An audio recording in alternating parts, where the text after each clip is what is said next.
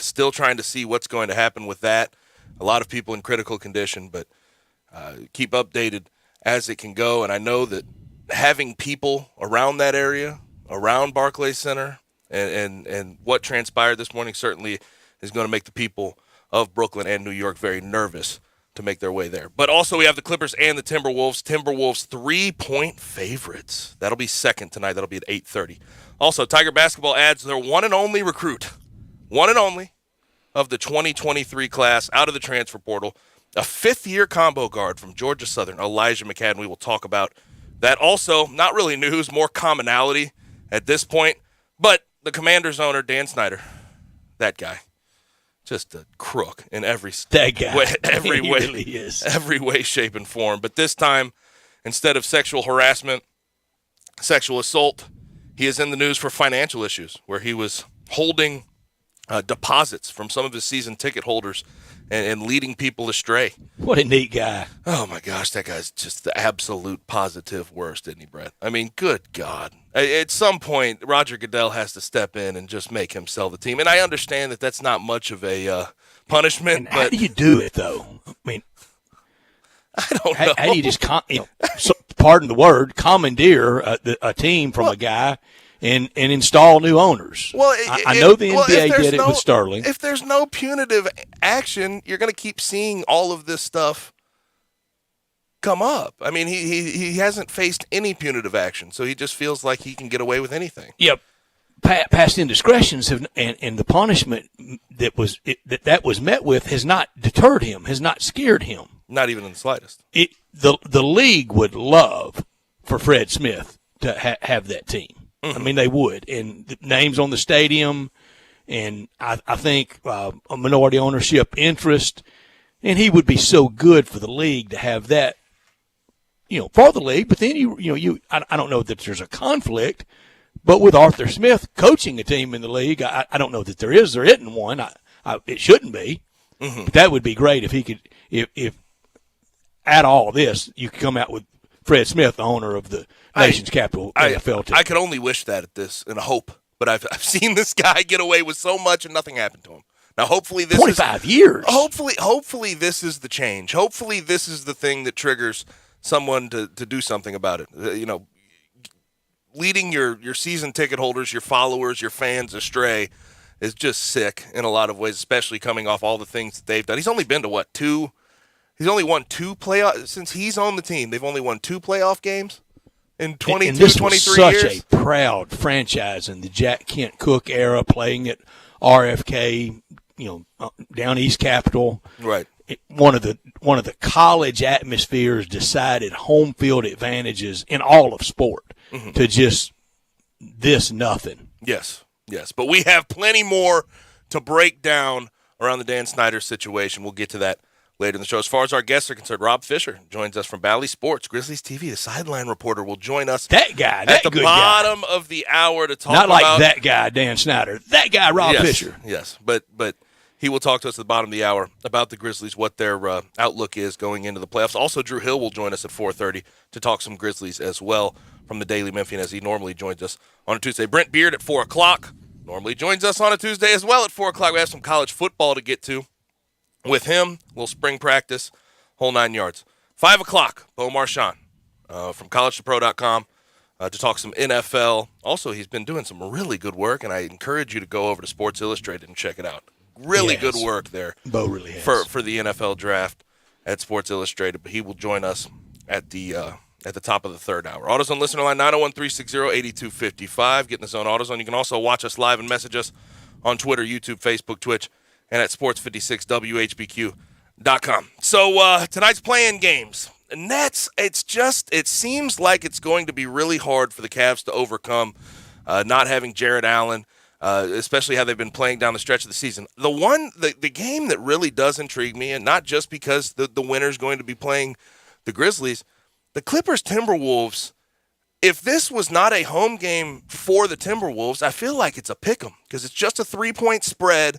I agree. And I feel like in a lot of ways, big stakes. In a lot of ways, this game's kind of old guard versus new guard, experience versus no experience, and I'm curious to see what the Timberwolves can do.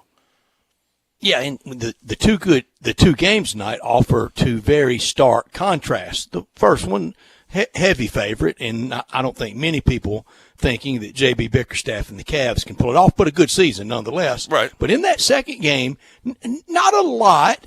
There aren't many, and there's not any Grizzlies. There's certainly not any Grizzlies contempt, disdain out there. And Gabe, I don't see much disrespect out there. I don't see much that the fans could really kind of glom onto and go, how dare they say that? Now, you did have a good tweet last night, and you begged people, gently walk away. Don't pay any attention to it, and don't fall prey to that. But at some point between now and the 1st of June, when I think the Grizzlies will still be playing, there's going to be that national wise guy that says something that we turn him into public enemy number one, and some flock to it like moth to light. Mm-hmm. I don't pay no attention to them. And Colin Cowherd said something that I want to bring up here in a second, but what you're referring to, me tweeting yesterday, the Dan Lebitard show, tweeting out is Dave Yeager, it was a poll, is Dave Yeager still the head coach of the Grizzlies?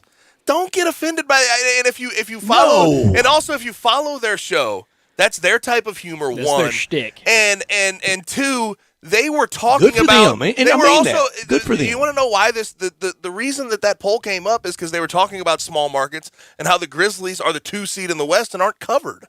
Mm-hmm. They're on your side, and you're going it's flattering. Yeah, it was. Yeah, it was bizarre to see the amount of people quote tweeting that and getting offended. Don't get offended by that. The joke for anybody who didn't get it was that one of their producers on the spot didn't know who the Grizzlies coach was. It says, "Is it still Dave Yeager?" as a and joke, and then they said, "Put it on the poll. Is Dave Yeager still the coach of the Memphis Grizzlies?" So if you're getting upset about that, just please don't. Yeah, please.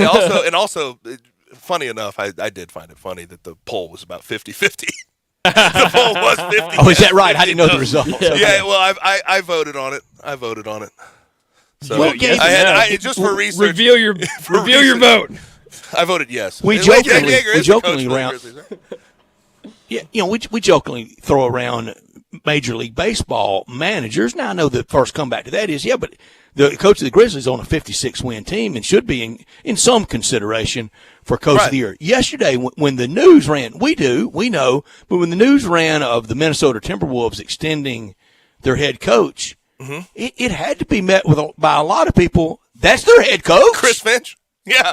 Does anyone know who Chris Finch is, by the way? And he's done a heck of a job with them, by the way. He sure has. We have to give him credit. This time next year, look out. Mm-hmm. I agree with that wholeheartedly. But yeah, the don't get got by Dan Lebitard, please.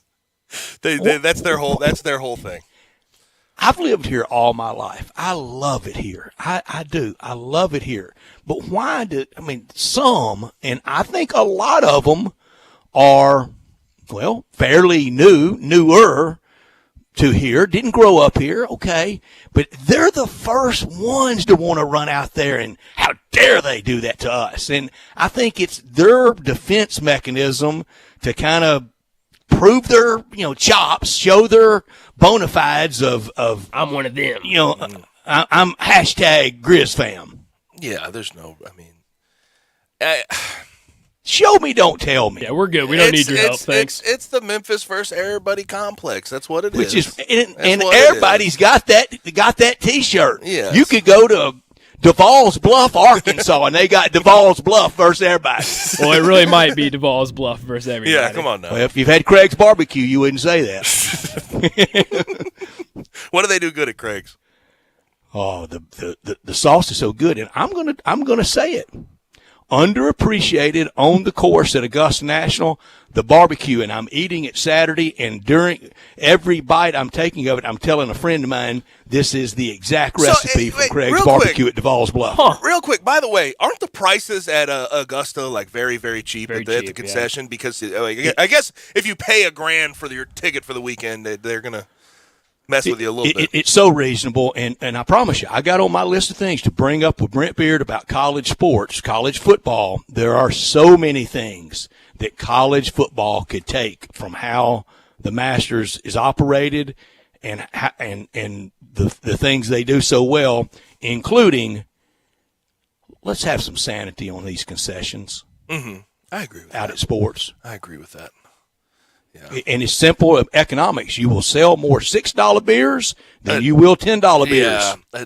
You will. A $10 beer and a $8 hot dog is tough at times for a lot of people that have already spent a lot up front. It's insulting to our intelligence. To pay to go into the game in general. Now, I know we've already talked about the Dan Le Batard show with Stu Gott's tweet about is Dave Yeager still the coach of the Grizzlies, and some Grizzlies fans take offense to that.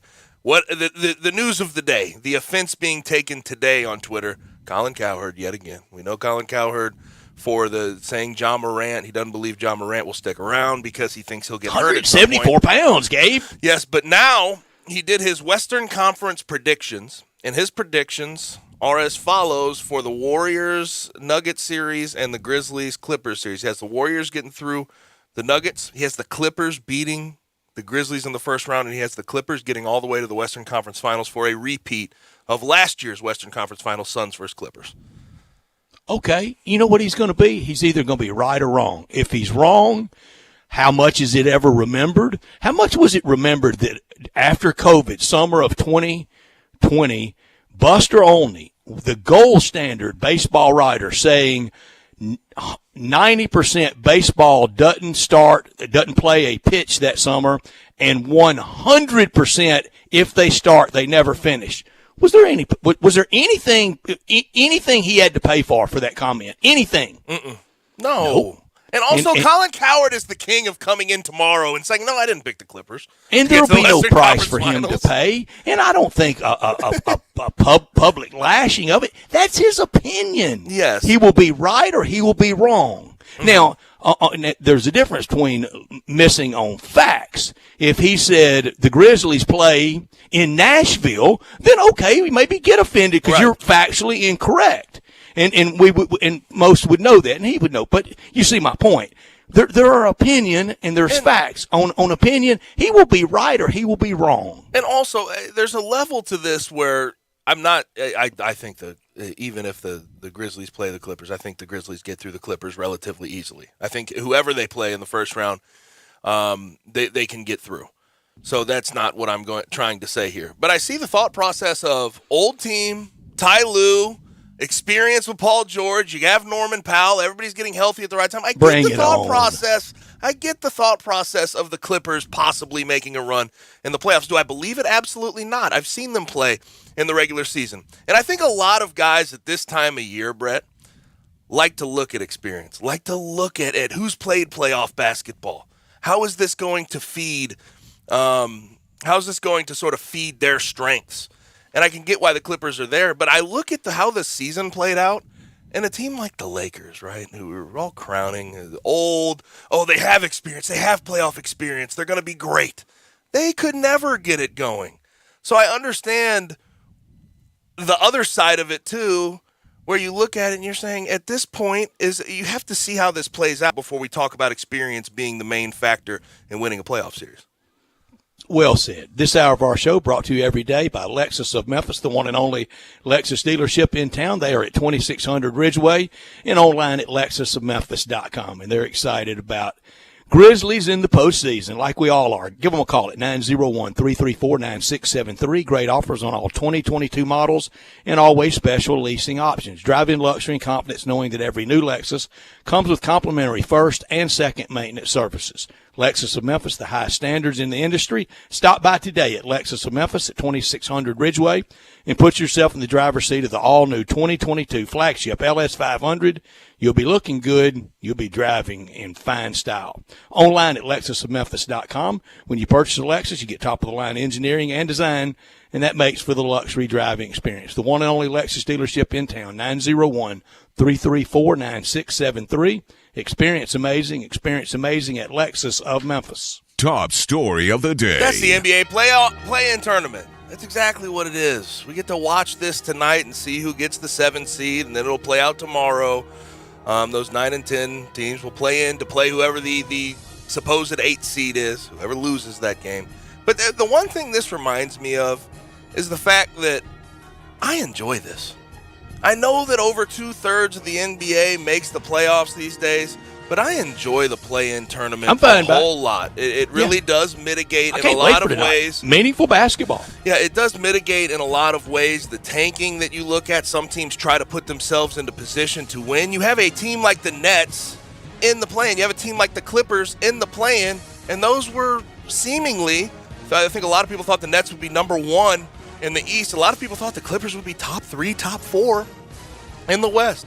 So you see meaningful basketball for a full week before you really get to your main course, to your entree the good stuff of legit playoff quarterfinal basketball.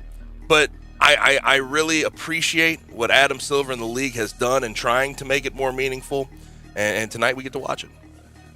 My top stories right along those lines. NBA playoffs start tonight. A Game 7 of the NBA Finals now scheduled for Sunday, June 19th. That's Father's Day Sunday, and it's also the final day of the U.S. Open in Boston. The Celtics could be in the finals that day, but if it's against the Grizzlies, it wouldn't be in Boston where the U.S. Open would be. It would be on Sunday afternoon, June 19th in Memphis. 2 months of playoff starts tonight. Can I get anybody interested in the Cavaliers tonight in the money line? Plus 360. Not me. That's a big spread there. Come on now, Brett. No Jared Allen? You think they can beat the Nets the way the Nets have surged the last 4 games, the regular season? Got that good Ben Crenshaw 99 Ryder Cup feeling. What's the number right now if we're going money line for the Cavs? Plus 360. Low money, take a flyer maybe. But nah, Brett, I don't know if just you a little something, build up your playoff war chest. I don't know if you can convince me of that one. Okay. Not top story of the day. And I don't mean this to be, in a it should be celebrated whenever you get a recruit. It should be. And I think getting Elijah McCadden perfectly fine for the Tigers. You go to the transfer portal and you try to take advantage, as we knew that Penny would have to, with all of the high school recruits decommitting. But I see this a little differently. Elijah McCadden from Georgia Southern, defending Sun Belt 6th Man of the Year, a good theoretical get. 5th-year senior combo guard, 6'4", do-it-all guy, 11.7 points. He was the leading scorer for Georgia Southern, 2.6 assists, 4.6 rebounds. Doesn't really have the three-point ability, but plays defense at a high level. I think there's a thought process behind going and getting him. But it does remind me that it sort of seems and it feels like this is about the best they can get right this second, given the current circumstances. This is Tubby-esque. And it proves that players are still willing to make a move to Memphis, even given the circumstances. But what's that level of player now? It sort of evened itself out. It's uncomfortable. And this is David Nickelberry. But again, this is just my take on it, my thought process on it. It seems like this is the best they'll be able to get given the current circumstances. And you'll have some turn him into George Gervin, and that's not the case. And it might be just what Penny needs, some experienced players to go with the veterans we hope are returning that might make more of a team. Well, look at who he's captured in the transfer portal and who has been the guys they've leaned on, especially offensively, the past 2-3 years. DeAndre Williams, Landers Nolly. Right? Those are two of the main guys that you had to lean on, especially in the tournament run this year. So I don't doubt that this guy fits what Penny wants to do, but it is a stark reminder, a stark contrast from what we've seen from number 1 recruiting classes to a guy from Georgia Southern who's a 5th-year transfer. It's a different thing altogether. This is what people howled about, kind of no-name, nondescript player and background with Tubby Smith. And now we'll see if Penny can make it work, because the fans have a lot of confidence in him. Did you get to see Elijah McCadden's dunk all over Florida Gulf Coast? Did you get to see that? SC Top 10. Posterized the guy last year on SC Top 10. No, 2019, it was even further than last year. Oh, really? Yeah. 2019. It was a little bit ago. Well, damn. Yeah. He's been around for a while. For also most didn't of think the I'd day get a today, I David thought it was Nickelberry. McFadden. Yeah, like Darren McFadden. And now I've checked, and you're right, Game. It is McSpadden, right? McCadden. I ain't gotten it right it's yet, not have I? McFadden or McSpadden. It's McCadden. Third time's a charm. There we go. We got it. And I wish him well. My not top story, the drama with the Lakers, leading a lot of Sports Center with the Lakers' move yesterday. I love people saying too much coverage of Tiger at the Masters. He did make the cut. The Lakers didn't. They were the equivalent of the Masters of Thomas Peters shooting 79 and 80 and missing the cut. Way too much talk about a bad 33 and 49 dysfunctional team. Move aside, Lakers. You're not the story. Oh, they got the names though, and I did. I would be lying if I said I didn't get a kick out of Russell Westbrook's comments on Frank Vogel. I don't know why he didn't like me. He never really gave me a chance. Good Send God, him champagne Russell, for his wife's birthday. Come on, good God, man, Russell, you shot like 35% from the field first half of the season. What'd you expect him to do? I'm going to put you in there in a closing lineup. Yeah. Well, that's kind of what Russell Westbrook is used to during his career. And Russell Westbrook, he likes it all one way. He likes only adoration, adulation, cheers, and any criticism, any slight, real or perceived. Oh, Lord have mercy. Don't call him Westbrook. Don't call him Westbrook. Don't mess with his name like that. John Harden does. Telling people not to do something is a perfect way to get will them only to do encourage it. Exactly. That'll do it for Top and Not Top Story of the day. Now, we're going to go ahead and get to a break. When we come back from said break, we talk with our good friend, and it's been a while since we talked to him, Rob Fisher from Bally Sports, from the sideline for the Grizzlies. We'll talk about what the Grizzlies need to do in a playoff series to be successful, and who does he think? I know it's the raging debate right now. Who does he think the Grizzlies match up with better if we're looking at tonight's game, Clippers or Timberwolves? You're listening to Sportstime with Gabe and Stats. Start your day with Sports 56 Mornings with Greg Gaston and Eli Savoy. Weekday mornings from 7 to 10, right here on Sports 56 and 98.5 FM. People always ask me, what does being a dealer for the people really mean? Does it mean the best value or the best service or the best selection? This is Colin Johnston from DeSoto Auto Sales. For the people is a simple idea. We believe everyone deserves to drive a nicer, newer car. This belief drives the entire team at DeSoto Auto Sales to care more, to try harder, and to work smarter. We're dedicated to helping you find the perfect car for your life and budget. Many people come to DeSoto Auto Sales for help. Maybe they're making payments on a car that's no longer right for them. Or maybe they owe more on their car than it's worth. Or maybe they've had credit problems in the past. Or maybe they're just nervous and want to make sure they're taken care of. No problem is too big for us. We may not be able to help everybody, but I guarantee we will try our best to help you. I'm Colin, and I'm a dealer for the people. Come see us at DeSoto Auto Sales at 5704 Goodman Road in Olive Branch. Give us a call at 662-890-7184 or pick out your nicer, newer car at DeSotoAutoSales.com. How do you make the most of your mow? Tony and Melissa do it on a John Deere Z530M Z-Track mower. Jump out of the house, a cup of coffee, and I'm at work. You're riding around, it's like going on a go-kart.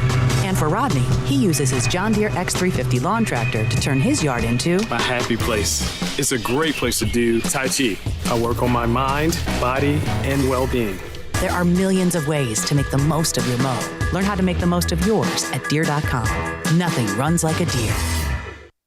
Brian Elder's Roofing Solutions. If you have damage to your home and have your insurance carrier involved, you need a great contractor. You also need a team that has seen claims of all shapes and sizes, residential or commercial. After our inspection, we'll share our findings and give you our professional opinion. Some people say you get what you pay for. However, our opinion is free. Trust the name you can depend on, like the tens of thousands of families Brian and I have served over the past 20 years here in the Mid-South. Brian Elder Roofing. We'll measure your roof from outer space and share our team's experience for your property and claim. Repaired roofs, replacement roofs, big roofs, tiny roofs, insurance roofs, flat roofs, TPO roofs, asphalt roofs, tile roofs, slate roofs, metal roofs. If your roof needs some love, call me. 901-867-0303 for Brian Elder Roofing and Contracting. Call 867-0303. Brian Elder's Roofing Solutions. I know the sweetest thing in Memphis, and I know it's been around for 120 years. You know, I'm talking about Dinstall's, and it's time to stock up heavy on Cashew Crunch, Heavenly Crunch, Turtlettes, all of your favorite Dinstall's treats to watch the playoff games and to watch all the basketball. It's so easy to get. The sweetest thing in Memphis, all you have to do is head to Laurelwood or head to Germantown and Poplar right across from the hospital, or go where they make the candies. That's on Pleasant View. There's nothing that says Memphis better than Cashew Crunch with that little tinge of coconut, or the Turtlettes. Let's face it, there's nothing better than Dinstall's chocolate. That's the mainstay of all candies, isn't it? Milk chocolate, although their dark chocolate is pretty darn good. And if you get the peppermint with the dark chocolate and put it in the freezer, you're going to love it. So many ways to love Dinstall's. 115 years of making Memphis oh so sweet.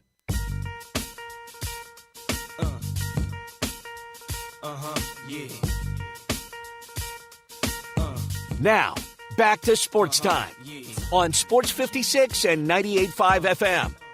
This hour is brought to you by Lexus of Memphis. Open the door, sit in the seat, turn the key, and go. Here once again are Gabe Kuhn and Brett Norsworthy.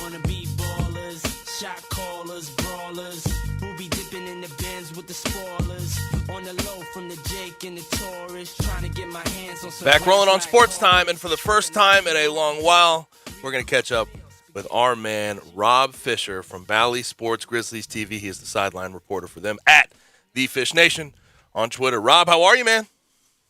Fantastic. It's playoff time, man. What's going on? Let's go. Hanging in there. What have you thought of the play-in tournament since they've implemented? Do you like how it sort of gets people going toward the end of the year to try to sort of keep them from tanking, keep them in the mix? Yeah, I like it. I think when we had it in the past, it keeps more teams involved, just like the baseball wild card did. I think when we've expanded playoffs, it's been good. More people are interested, more teams are involved, and frankly, when you're the eighth seed, let's fight for being an eighth seed. Let's try and get in there. So I'm all for it. I think it worked out great the first couple of years, and looking forward to the action tonight and tomorrow. The only thing I don't like about it is sitting around a week waiting to play. Mm-hmm. And also, you don't know there's the a lot of sitting around for a lot of teams. And you don't know off the top who the Grizzlies are going to get to play here. And then you're playing a team that's coming off a win. Now, granted, they're coming off a win tonight, so it's 4 nights later, so it's not like it's going to carry momentum into the weekend. But, it's when you get to the playoffs now, when you get to this weekend, you'll have the age-old question, rust or rest. Yep. And it's always an easy answer. If you win, you were rested. If you lose, you were rusty. So we'll see what happens with all these teams, and it'll be interesting to see come this weekend. Looking forward. I think it's going to be a great playoff. I think it's more wide open than what we've seen in years past on both sides, and so I'm looking forward to it. I've already heard that question or term or whatever you want to call it, rust or rest, too many times. I mean, that good Lord, whether it's talk radio or everything else, that conversation comes up daily. Yeah, and when you lose, you can't just say, "Oh, well, they were rusty." I mean, right.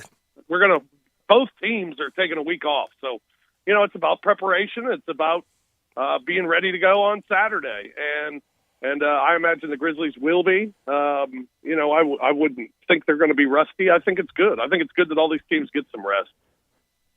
And Rob, another thing, kind of cliched about along the lines of rust and rest, is a team that wins 56 games. People talk about the good chemistry, but this team really feels like it has good chemistry. Take us inside, and for the last few years, you almost have to get along with all the testing, all the protocols, all the COVID stuff. Man, I know it's been a grind for all of y'all, but take us inside this team chemistry. The more you win, the better the chemistry gets, it feels like. Well, that's always true. Teams that win seem to have great chemistry. But I think with this team, your core now has been together for a while. They've been together with the head coach. I think that's very important. I think from day one, Taylor Jenkins has done a great job of, making a culture and making it family-like. That was his ideal from day one when he was hired. He talked about it at his introductory press conference, how he reached out to individual players and wanted to meet with them and wanted to have lunch with them and sit down with them. And I'm lucky enough to see it every time out. The conversations that go on between players and coach and players and how they listen and they pay attention and he pays attention to them. And I think it's a great synergy between coach and player. And then the chemistry just between the players. They're all young. They all get along. Brevin Knight says it all the time. There are a lot of teams that talk about having that great chemistry off the court. But then to translate it on the court, that's different. And a lot of teams can have it off the court, but maybe not on the court. Grizzlies seem to have it off and on. And they really like each other. They're friends. They're all around the same age. And I think one thing they have as well is they all have one goal, and that's to win. And they like to have fun doing it. So it's been great to see. I think the chemistry is great. You know, when I look at the best teams with the longest streaks, look at the San Antonio Spurs, how they did it for so long.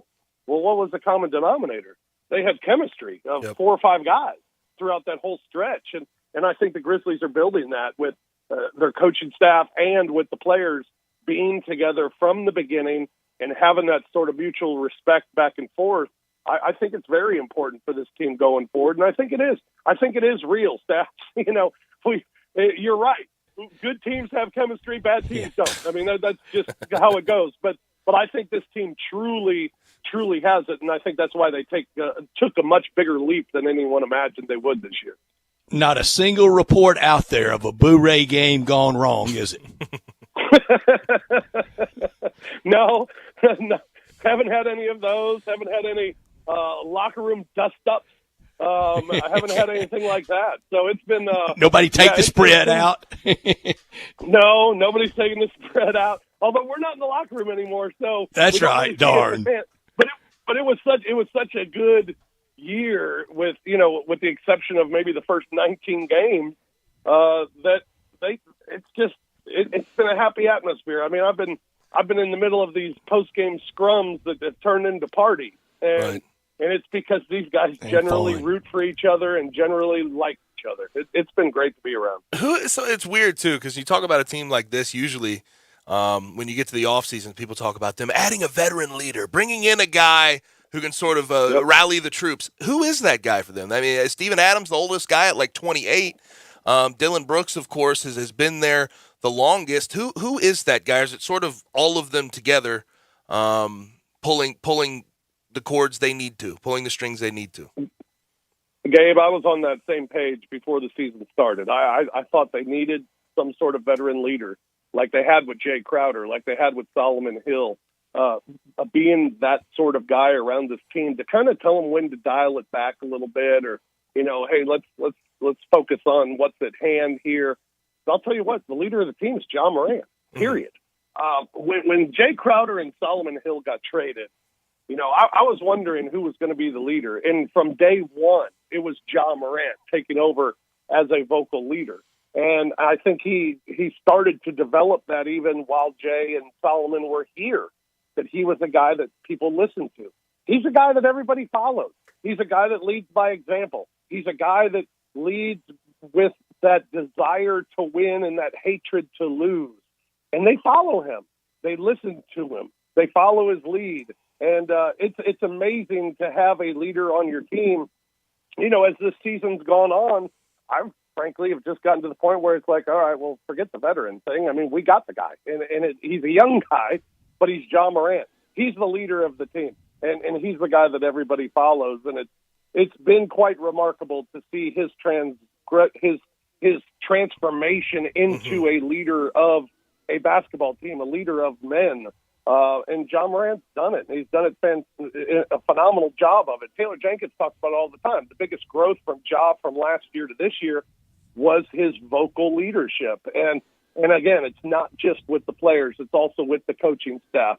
To hear Ja talk during timeouts and to hear to watch Taylor Jenkins pay attention to what he's saying. And then for Taylor Jenkins to talk back to Ja and they kind of work together. I mean, it's an amazing working system that they have, that everybody is on the same page. And, when you get a team that's got that chemistry, you got a team that's dialed in like they were for most of this season, it just worked so fluidly. It was impressive to watch. Rob, you came to town October of 2001, just mere weeks before the Memphis Grizzlies' first ever game at the Pyramid. and this market is better for having you in it. And I've said it the whole time, every day that you've been here. You've seen all the Grizzlies playoff games. Saturday afternoon will really be quite the contrast, and a long way, literally and figuratively, from that first playoff game after that first 50-win season at the Pyramid, waving the towels, all that white lint everywhere. And I was told everybody that had contacts were almost blinded from the lint glomming onto the contacts. Yeah. We've come a long way. Saturday afternoon, the place will be, to quote the grandfather, Tony Allen, it'll be cracking. Since that San Antonio win a couple of weeks ago, I've been waiting for this. That was the game that wrapped up the 2 seed. That was the game that clinched the division. That was the game that kind of made you say, all right, let's go. Let's get to the second season and let's get to the fun. And I can't wait.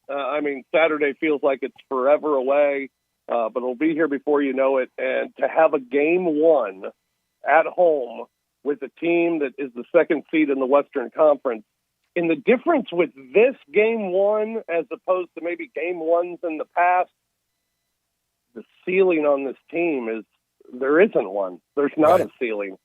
I think in years past, during the grit and grind days, you went into the playoffs feeling like we were different. We had a niche, and it gave us a chance to win against anybody. But you really felt like there was a ceiling, and you could only go so far.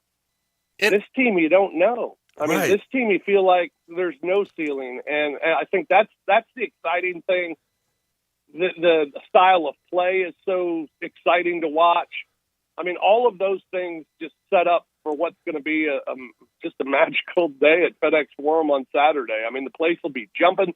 It's been jumping here as of late. The crowd's going to be in it. It's going to be towel waving, trick whooping, everything going on again in this city. And we know how that feels, and we know that atmosphere. And last year we got a little bit of a taste of it with Utah, but last year was so weird with, you didn't have fans for a lot of the year, and then all of a sudden the playoffs are here, and it's 1-1, and it's game 3, and okay, let's get into it, and let's have some fun. But this year you've had the whole year to prepare. The fans have been rocking FedEx Forum, and now to have that first playoff game, to have it at home, it's going to be electric, and I can't wait.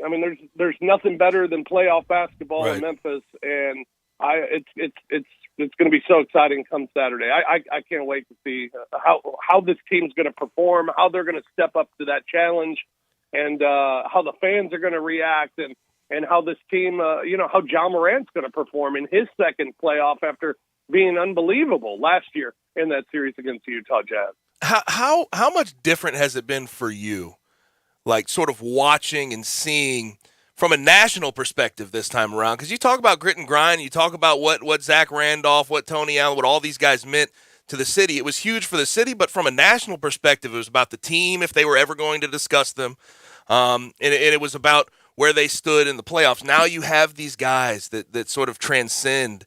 In Ja Morant, I think Desmond Bane's done a good job of putting himself out there with some of the trash talk this year that gets talked about nationally. How much different has it been for you watching this team and some of the national exposure they get, whether it's positive or negative? It just goes along with everything else that's happened this season. It's just been a special year, and the national coverage has been amazing. I for so long tried to keep the word contender out of my mouth when it came to the Grizzlies, and even when they were climbing in the standings, thinking to myself, well, they're still young, and can they go through that grind of the postseason, and are they going to be ready for that? Probably not. And then I kept answering the question the same way. When people would ask if they're a contender, I would say, well, I don't know if they're a contender right now, but in the next 5 years, yeah, absolutely, 100% they're a contender. But now that this season's over, they're the 2 seed in the West. They have the second best record in all of the NBA. So just by that alone, they have to be considered contenders. Just their ability to – they don't surprise you anymore with what they're able to accomplish with the depth that they have on this team. And I think that's what people are really taking notice of, that this team has been able to win without Ja Morant. This team's been able to beat a Phoenix Suns team without 4 starters, and the Suns playing all of their starters. This team's been able to have record-breaking performances in franchise history and in NBA history. They have individuals who have broken Grizzlies records that you thought would stand forever. Right. I mean, Steven Adams is the regular season offensive rebound leader in Memphis Grizzlies history. We used to call him Z-Bounds for a reason. I mean, he invented the offensive rebound, and Steven Adams broke that record. I mean, it's just everything that's happened this year has been so special. The season has been special. What this team has gone through to get where they're at, gone through a lot of things that other teams had to go through this year as well, but they were able to be above water. And I think that's why, they're getting the national attention, because they are a surprise. They're higher than anyone thought they would be this year, but they're doing it in all different sorts of ways. It's been, I don't know, it's hard to describe, right. fellas. It's been a special year. It's been an incredible year. And I tell people all the time, my friend Mark Followell, who does the Dallas Mavericks game and the Dallas Mavericks games on television, when they went through their long stretch of playoff runs and they won their championship, and then all of a sudden they went through a few years where they weren't in the playoffs, and he said, don't ever take it for granted. Don't ever take the playoffs for granted, because you just don't know when you're going to get back. Well, now we're back, and I mean, not taking this season for granted, that's been one thing I've tried to do all season long. I've tried to cherish every moment. I've tried to enjoy it while still doing my work at the same time. And it's been an absolute pleasure to be around this team and to watch this team perform. I mean, we're witnessing something we've never witnessed before. A team that doesn't have a ceiling, a team that has a legitimate superstar as the face of the franchise, and all eyes of the country are on the Memphis Grizzlies. I mean, the one thing that sucks about it is they keep stealing games from us, but it's been incredible to watch. And I mean, I go into this postseason nervous because I'm hoping for a long run, and I remember those old playoff days hoping for a long run.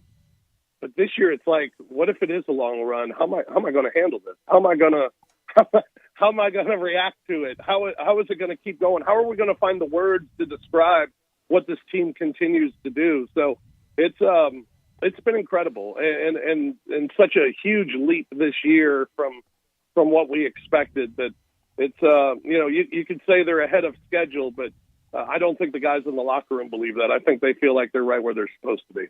And Rob, I consider you one of the great entertainers. And as you've said, you don't do karaoke, you entertain. And on Saturday, never mind all these X's and O's, all great entertainers give the crowd what they want.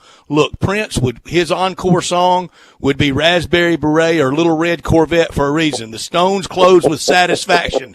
Tell me what you're wearing Saturday. We don't need no gray suit. No, and boy, did I get a lot of trouble for that the other night. I mean, my goodness. You should have. What do I have to do? We need gold LeMay. We don't need gray suits. And I told them, I told everybody, I said, well, the playoffs are coming. The playoffs are coming. I got to save some things. It's going to be an Easter affair on Saturday. I'll tell you that right now. Okay. Please tell me Patch Madras. It's going to be a lot of pastels. It's going to be a lot of bright colors. Saturday's already taken care of. I haven't worked on game 2 yet, but Saturday is already in the book. Last thing for you, and by the way, I'm more worried about the foot action than the suit itself. Just so we're clear, I'm more worried about what's on the feet. It all matters. But all matters. Last thing for you, we're up against the break, and you could probably give me the come one, come all response. But who do you think the Grizzlies? Who do you think that you would rather see them play in that first round matchup? The Clippers or the Timberwolves? It's a hard one because the Clippers are better now with Paul George, although the Grizzlies were 4-0 against the Clippers this year and really dominated the series. I think I'd rather face the Clippers just because the Grizzlies have dominated them. I personally would rather go to Los Angeles than Minneapolis. I hear that. That's also a reason why I would prefer the Clippers. I just think Minnesota. I think Minnesota is. We talk about this in sports all the time. They're young and dumb. They don't know any better, and that scares me. Those teams scare me a little bit. And plus, Minnesota. One thing that Minnesota does is they do well what the Grizzlies do well. Maybe not as good as the Grizzlies, but they do it well. They got guys with a lot of length. They can take it to the basket. They're athletic. They're long. I mean, those are things that could give the Grizzlies trouble. So I think Minnesota's just a really tough matchup. I think in a 7-game series, though, that youth and inexperience would be a factor, and I think the Grizzlies would beat Minnesota. But I think it would go a lot longer than would make you comfortable against the Timberwolves. So I guess if I had to pick one of the two, I'd pick the Clippers. But I think the Grizzlies will advance regardless of who they play. Understood. He is Rob Fisher. Rob, appreciate it, man. Thanks for joining us. Always a pleasure, fellas. Do it anytime. Thank you, Rob. And at The Fish Nation, where you can find him on Twitter. Let's go ahead and get to a break. When we come back, we will wrap up hour number 1 on Sports 56 98.5. Add a little fun to your lunch break. Join Johnny Radio for Sports 56 Happy Hour from 11 to 1 every weekday on Sports 56 and 98.5 FM. Acura of Memphis invites you to experience the all-new, completely redesigned 2022 Acura MDX. It's the most advanced SUV Acura has ever built. Experience the convenience of full connectivity, including built-in Alexa, Wi-Fi hotspot, and wireless charging, from the stunning interior, complete with third-row seating. Stop by our state-of-the-art facility and take advantage of our aggressive APR offers today at Ridgeway and 385. Or shop online from the convenience of home now. Visit AcuraofMemphis.com. DQ presents. Picture this. You stand before the awe-inspiring new signature stack burger menu at DQ and your mouth wonders, where have you been all my life? That's 5 taste bud tempting cheeseburgers with 100% real seasoned beef. You peek at the loaded A1 stack burger with 2 premium sauces. Then the flamethrower stack burger with tongue-tingling jalapeno bacon. Then you realize moments like these are exactly why we have the DQ signature stack burger menu. DQ. Happy tastes good. Get it delivered at DQ.com. Do you want a greener, more weed-free lawn? If you're like me, you can't stand the sight of dandelions, clover, or especially crabgrass. Hi, I'm Brandon Hawley, president of Lawn Solutions. We are your locally owned and operated weed control and fertilization company. We are also experts in disease and insect control on your lawn and landscape. Our uniformed technicians are full-time, year-round licensed and certified by the state of Tennessee. Lawn Solutions' personalized service is far more superior to that of national companies that promise but simply cannot deliver. We return phone calls, we keep appointments, and we want your business.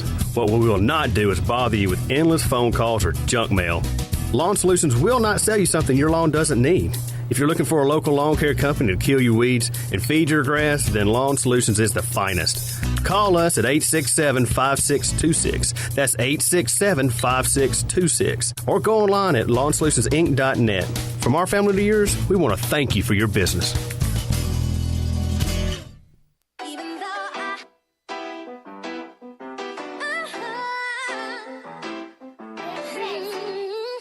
Now, back to Sports Time on Sports 56 and 98.5 FM. This hour is brought to you by Lexus of Memphis. Absolutely spectacular design, spared no expense. Here once again are Gabe Kuhn and Brett Norsworthy.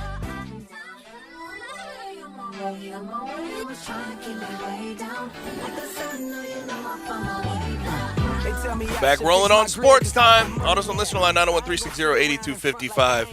Get in the zone. AutoZone. You can also watch us live and message us on our socials, Sports 56 WHBQ, on Twitter, Facebook, YouTube, and Twitch. Follow me, G_Kuhn, KUHN 71.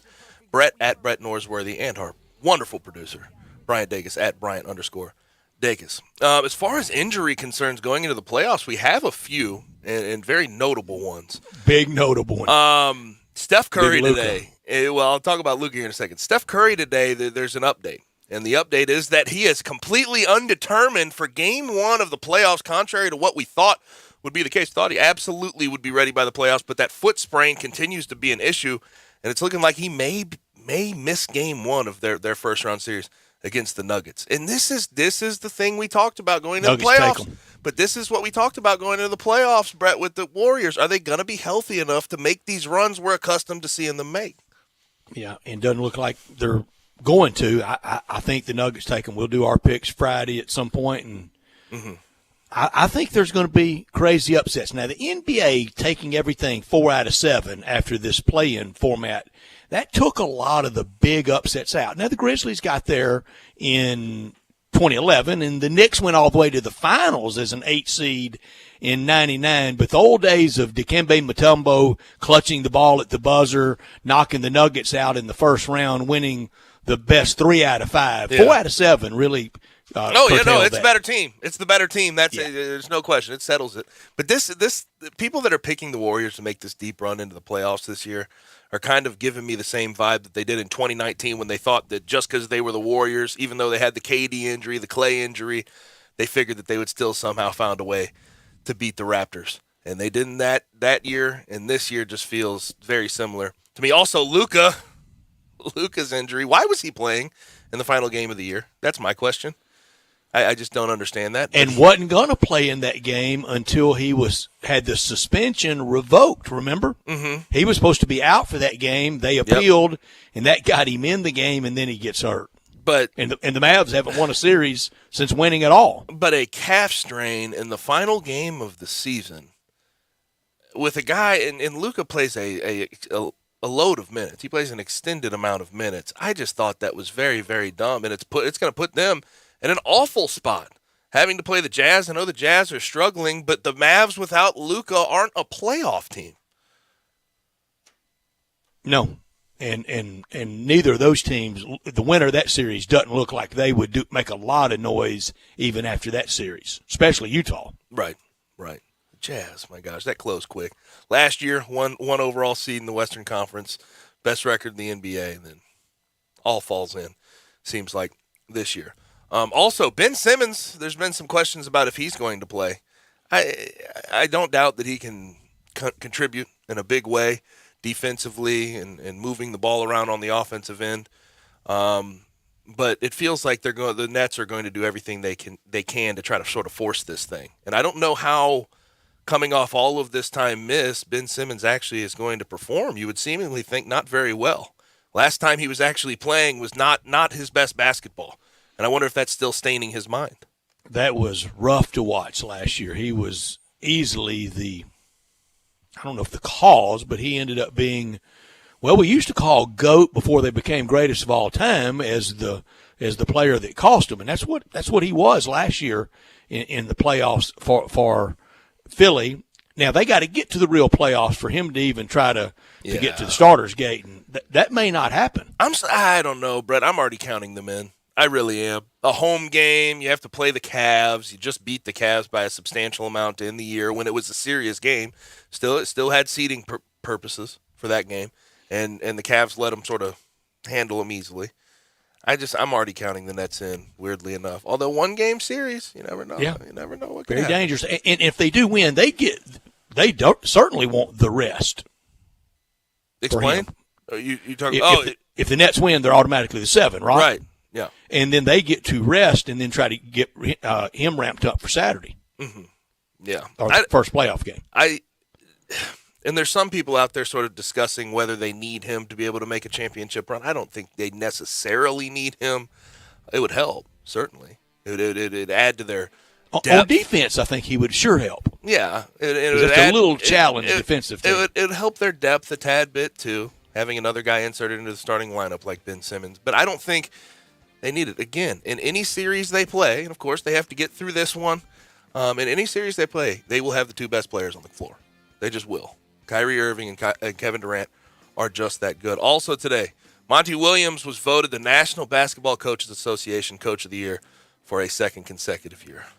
And you're not shocked at all. You've been calling that shocked. for a while. Yeah, I'm not shocked. And the real NBA Coach of the Year, too, when it's all voted for, the media members one that really counts, it will be him as well. But again, Taylor Jenkins did such a good job of taking those expectations and making them look stupid. And I don't know if Monty Williams had the same thing, although his team did have the best record in the NBA this year. That'll do it for hour number 1. Hour number 2 on the way. It's going to be a busy one. We get back to the Grizzlies, talk to NBA, talk at 4:30 with Drew Hill. But we start the second hour with our good friend on college football, Brent Beard.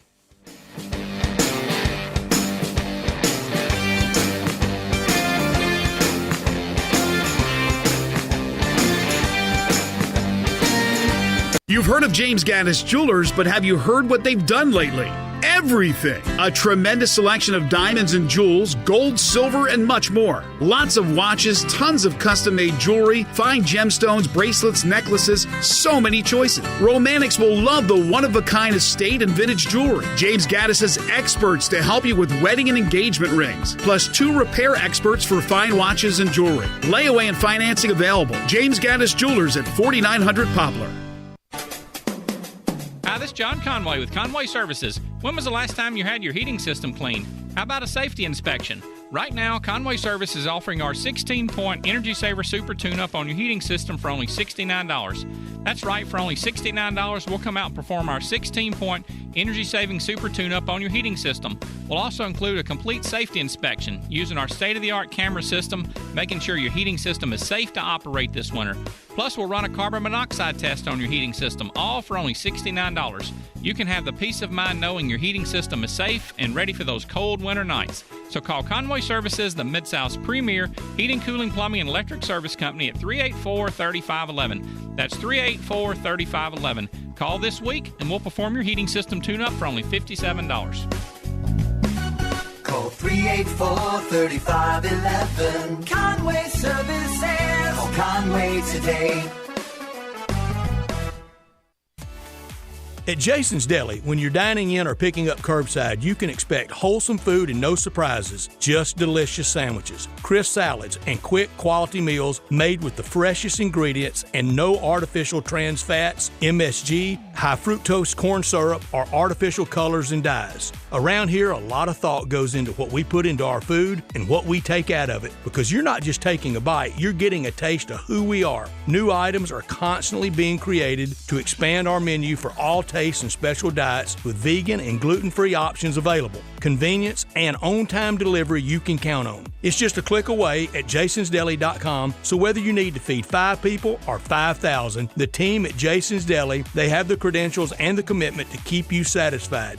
Freshness is nearby at Jason's Deli with locations at Ridgeway in the Park Place Center, Poplar and Highland, Germantown Road in Cordova, and on Goodman Road in Olive Branch. Jason's Deli. It's wholesome food and no surprises.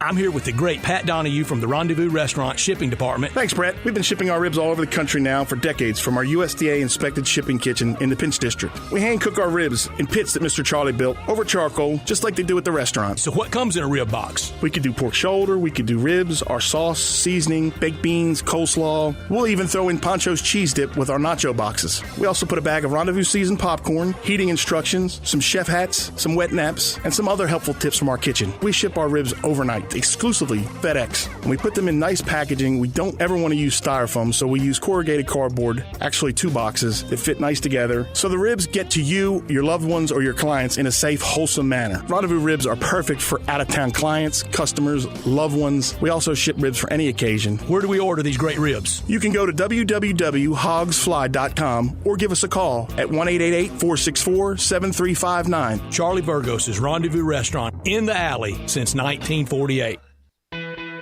Hi, I'm news correspondent Bob Woodruff. In 2006, a roadside bomb struck the armored vehicle I was riding in while reporting from Iraq. I sustained a life-threatening traumatic brain injury. The military term "got your six" means I have your back, and that day, our service members had mine. During my recovery, I learned firsthand the challenges facing our service members who return home with injuries. While serving, their fellow service members always had their six. Now that they're home, it is our turn. We started the Bob Woodruff Foundation to make sure that the camaraderie and support they relied on in the military carries on, and we need you. Please join us as part of the Got Your Six initiative and help us be there for impacted veteran service members and their families. They've had our backs. It's time we have theirs. Learn more at gotyoursix.org. That's gotyoursix.org, using the number 6. We are Sports 56, WHBQ Memphis, and W253 DF Memphis, Flynn Broadcasting Stations. Now, back to Sports Time on Sports 56 and 98.5 FM. This hour is brought to you by the Big Green Egg. Oh, nothing but the best. Here once again are Gabe Kuhn and Brett Norsworthy. Hour 2 upon us. on Sportstime on Sports 56 with Gabe and Stats. And very pleased to be joined, as we normally are at 4 o'clock on a Tuesday. Very pleased to be joined by Brent Beard at Brent Beard on Twitter. Brent, how are you? Both of you need to know two things. Number one, I am doing well after another birthday, and that me being significantly older than let me put it this way, my identical twin brother now being significantly older than me is one thing, and then two, and I brought some home with me, but I just had a meal at Jason's Deli, and I told them who one of your sponsors were, and they got pretty excited there. So I'm rejuvenated and recuperated after the birthday and the Jason's Deli meal, and I'm ready to go. What's the difference between you and Brett, by the way? 2 minutes?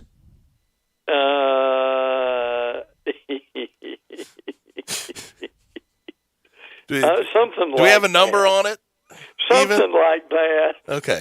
It got to minutes. It wasn't seconds. Gotcha. Brent, you also celebrated, and you do a lot of volunteer work with hospice, and you just celebrated a big birthday with them. You minister to hospice patients and to hospice families, and that is awesome. And especially it is every week, but this week for the Holy Week that we're enjoying, that is the Lord's work. That is some calling. Well, I appreciate that. It's been 26 years, so it's been a labor of love in many ways, and we get to offer some hope to the people who need it. And the funny thing about it is I do a lot of work in nursing homes, and I walk in there, and they will, I get something akin of I either heard you or saw you on television last night. So sometimes my worlds actually intersect with each other. Mm-hmm. Understood. Now, I would say in college football, that's what I want to get to with you today on. In college football today, the big news, weirdly enough, and it's not massive news, but Nick Saban just keeps winning in the portal. He gets Tyler Steen, Vandy O-lineman, D-lineman turned O-lineman, started 31 games at Vanderbilt.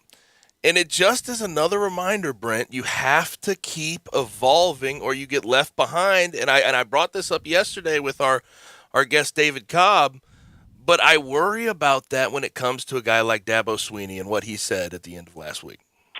Well, and I mean, you've got to believe at some point that Dabo will take some tutoring from his mentor to a degree in Nick Saban, in that now Saban's not going to do what some schools do and get double-digit transfers from the portal, but if you can get what they have done, who are significant players who can really plug and play, I think that makes a big difference. And Steen is one of these guys. I mean, he's played and started in 33 games. I think that's significant in this league. And what is also going on, guys, is the reality of Tyler Harrell, who is from Louisville, is now in the portal, and saw a tweet a few minutes ago that there are like 3 different sources who are saying that he may end up in Alabama. So I don't know if that's going to happen. At some point, Brett and Gabe, you wonder what's the fine line between how it affects the guys you recruit and from high school and the guys you pluck out after they've been there 2 or 3 years. But it's obvious that Saban's like a lot of them in the fact of if you're not ready to play, and he found this out in the national championship game, I'm going to get somebody who is. Yep, and that was 4 and 5 star receivers that just could not step up. All due credit to Georgia, not taking anything away from them. They had their share of injuries and things to overcome, but he put in some guys that probably had been complaining all year to the position coach of, I need more catches. Well, they put him in. They couldn't get anything done during the biggest moment of the year, and he's going to move away. And also it proves, Brent, that I'm for player liberation. I'm for player freedom. We never did, and anybody that thought they owned them, now they're really finding out we didn't. But Alabama's not going to sit back and not use a vehicle to get better. If he can go out and get a free safety somewhere or a guard from Vandy, absolutely. they're going to seize on it, and people are going to start complaining. Well, I love the player freedom, but I didn't know Bama was going to be a part of it. Too bad. Yeah. Well, that's what these elite coaches do. But I mean, to Gabe's point, see, Clemson could do the same thing. And again, you don't have to go out and get 20 of them. All you need is just a handful, or frankly, or less, to really be able to help you. And look, if they don't get better quarterback play, he may be thinking about halfway through this coming season, maybe I should have went out and done the same thing. Mm-hmm. And there is a level with Dabo where I understand what he's saying, because more than ever, and this has always happened, where guys reach out to players, or coaches reach out to players, even when they're under scholarship at another school. But that's happening more and more frequently. I wonder how long it is until they sort of put rules on the books to limit that and make that have punitive actions for things like that. So this stuff like name, image, and likeness is so new. We really don't know where this is going to go. Gabe, I'm not sure. Brett and I have had this discussion years ago.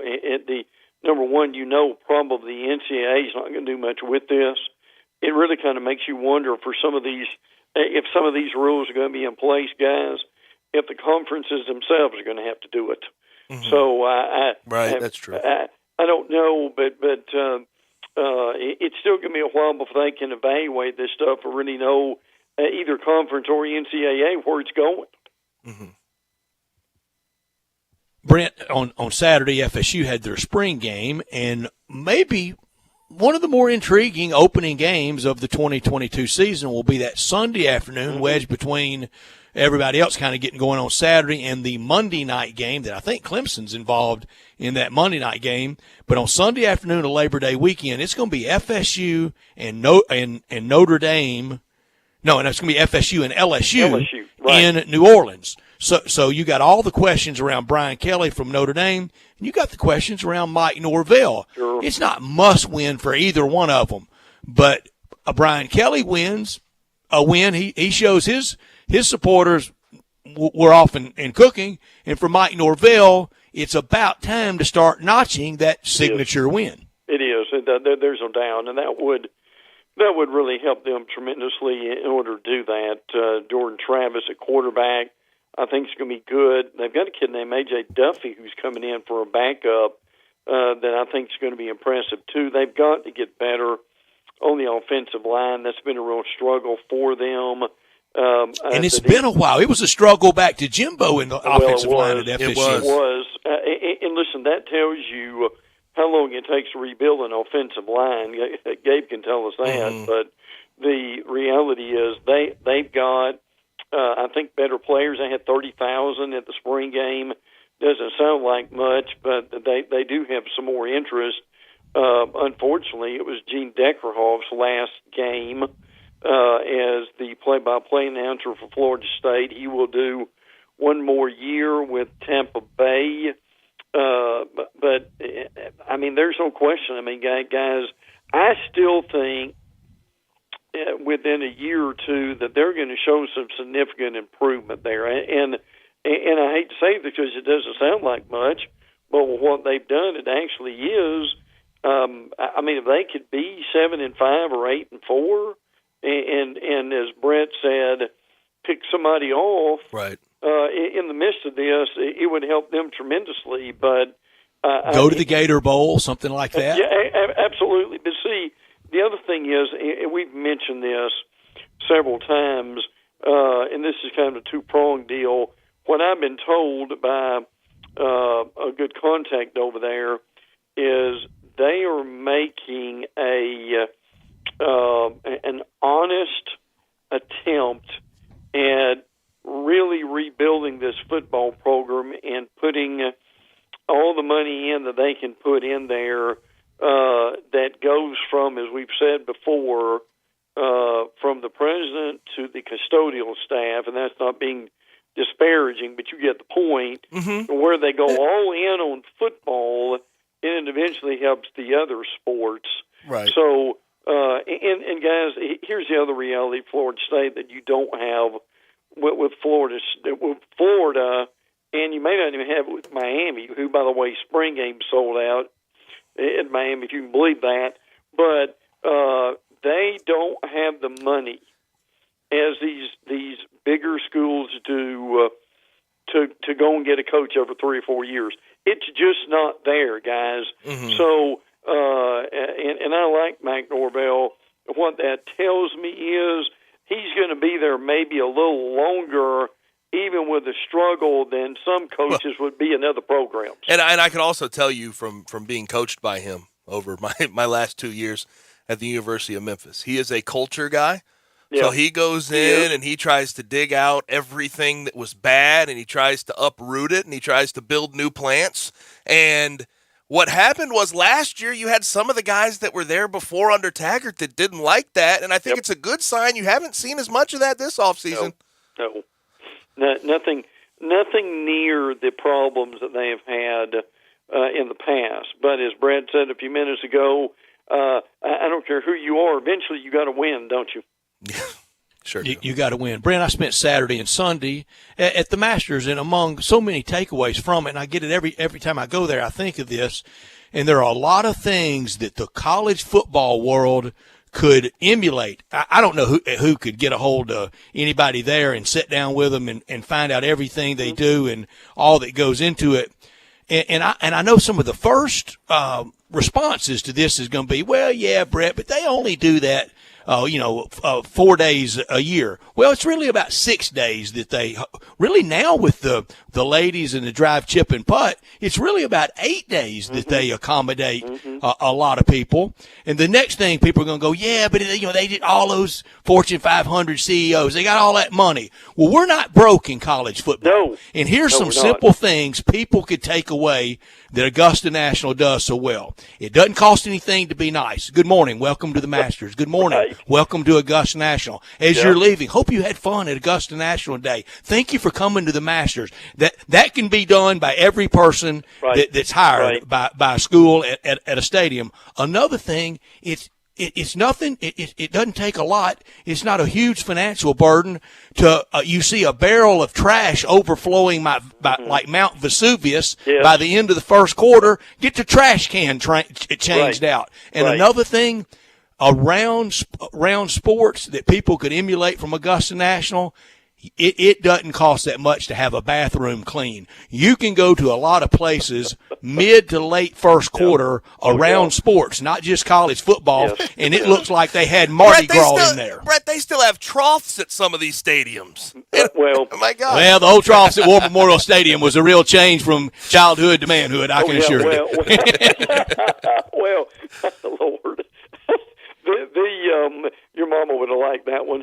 It was with my dad, and I told him, I said, I'm not going with everybody in there. He goes, son, it's the only place we can go to the bathroom. If you got to go that bad, that's where we're going. There's no doubt. Well, and listen, with a lot of these places, guys, what's amazing is before the first quarter starts, they're out of paper towels in the bathroom. So, look, it is, I don't care what you do, whether it's a radio station or a football team or a situation as a restaurant, it's the little things that make a difference, is it not? No question. No question. I think that's an astute point. Frankly, college football could learn from that. And as Gabe mentioned last week, college, we need to do more with these spring games that are coming up. We need to. I was hearing a host a few minutes ago. Either do it or not do it. Yeah. Well, I'd say the thing the host said a few minutes ago, and I thought, and I really like this. He said, instead of complaining about playing, he said Hamburger Tech, but you'll get the point. Mothers of the poor or whatever. The reality is, instead of playing those games in November, play those games in April. If you want to have your Heisman Trophy type quarterback on the sideline, I get that. But I tell you what, it's something to think about. And for college football to be where it needs to be over the next few years, they're going to have to start thinking outside the box, because I guarantee you, businesses and everybody else is. I know what's interesting. You bring up those games, and I'm assuming you're talking about those 1 AA games at the beginning of the year. Yes. What do you think happens with those? Because we hear a lot of these things about player safety and wanting to expand the playoff. I think eventually we get to an expanded playoff, and that would add more games. Is there any way that those games could possibly come under fire? Do you think that is where they may cut off a game to sort of accommodate the player safety concern? Well, it would, Gabe, if like the SEC goes from 8 to 9. Obviously, that would affect it. There's some talk about it when the playoffs are expanded. Would you do away with a game? I still don't think that's going to happen. Frankly, Brett may disagree, but look, you still got to have that revenue. You're taking a game away from Tuscaloosa, Oxford, Auburn, Gainesville that your city people need along that line too. So, but I just think there's more than we can do to get people interested and keep them interested than what we're doing now. I think too many places around sports are relying on, stuck in the excuse of, oh, well, COVID, man. Oh, well, supply chain. Right.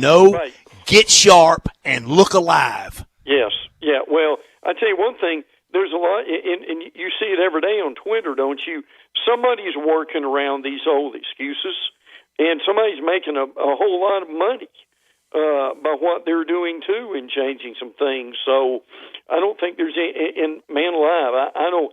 Besides maybe NASCAR, over the last 2 or 3 years, has any sport had as many changes as college football? Yeah. Yep, and I think more are coming down the pipe, but it just depends where they're actually coming from. Real quick, before we get you out of here, one more question for you. You cover the ACC relatively closely. We talk SEC as well with you. But for the ACC this year, when it comes to football, we're used to Clemson being at the top, so we'll just keep them there for the sake of this conversation. Who else do you think is up there this year? Does Miami sort of put their stamp in year one with Mario Cristobal? Does Wake Forest make some type of comeback? Does Pitt put themselves in a conversation with Keaton Slovis now? NC State. Well, that's where I was going. It was NC State. One of the notes I've got in my notes is NC State 4 points away from being 11-1 last year, playing in the ACC title game. Miami will get a lot of pub. They will go gaga over selling out the spring game. I can assure you of that. And he's got a good staff. They've got some better players, but I'm still not convinced in his first year that he'll do what they want. Right. But a NC State that is going under the radar has got players and probably are a lot more ready to go than Miami is right now. And Dave Dorn, I know he's been there for quite a while now from Northern Illinois, right? But he's done a better job than I think people have given him credit for. It's always under the radar with him. Yeah, and just kind of Mark Stoops-esque. Yeah, absolutely. And just was given a bit of a raise and in an extension for that, frankly, and deserved that. I would agree. Now, look, are they going to challenge for the national championship? No. But at the same time, that if you trace back over the last few years, that's a pretty good program. And I tell you what, Wake is too. I wouldn't sleep on them either. Yep. But on that front of not going to challenge for national championship, Brent, you know what they have in common? They have that in common with 121 out of 131 FBS teams that aren't going to challenge for a national championship. Very few are. Yeah.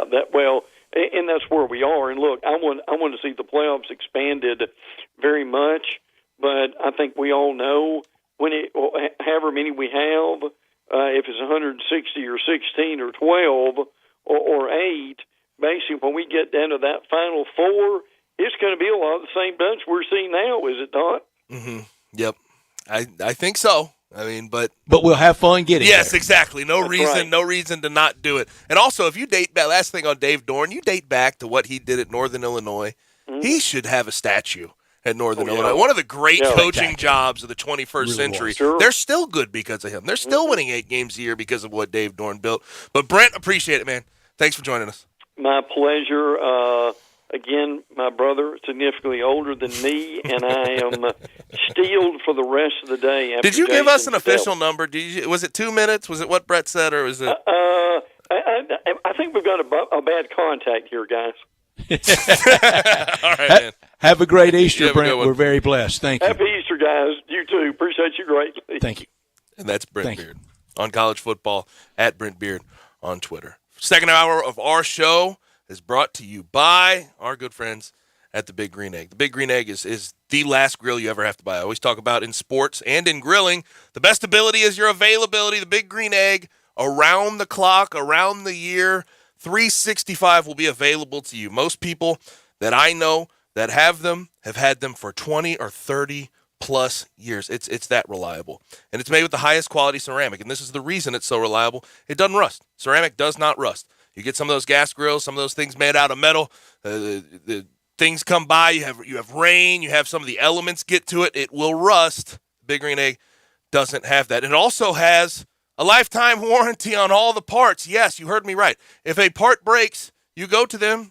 You say, this part broke, and they give you that part. And you put it back on your egg, and it's as good as new. And it comes in 7 different sizes. They really do have a price and a size for everyone. It's 100% natural lump wood charcoal grill, so that flavor is always going to be fantastic. And you ask, what can you make on it? Is it just a grill? What can you do on it? Yes, you can grill, obviously. But you can also smoke, bake, roast, and sear. You can make barbecue. That's obvious. You can smoke some ribs. You can throw some burgers on it. On the back patio, hang out. We're getting to that weather where that's going to be a really good option.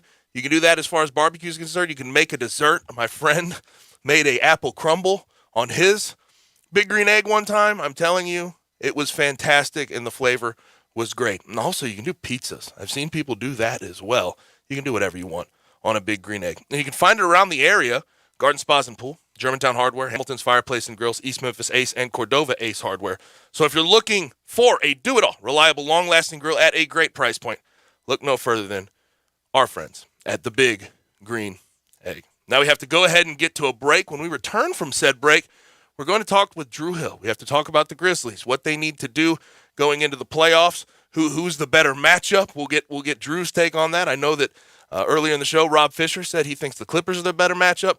We'll talk to Drew about all that when we return on Sportstime with Gabe and Stats. Join the voice of the Tigers, Dave Woloshin, for Wolo and Friends. Weekday mornings from 10 to 11 here on Sports 56 and 98.5 FM.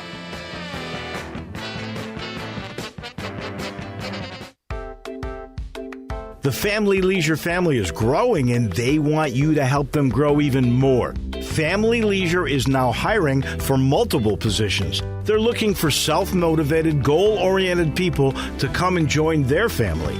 Some of the positions include sales for swimming pools, hot tubs, and patio furniture. There's sales and associates for chemicals. Parts and service department associates are needed.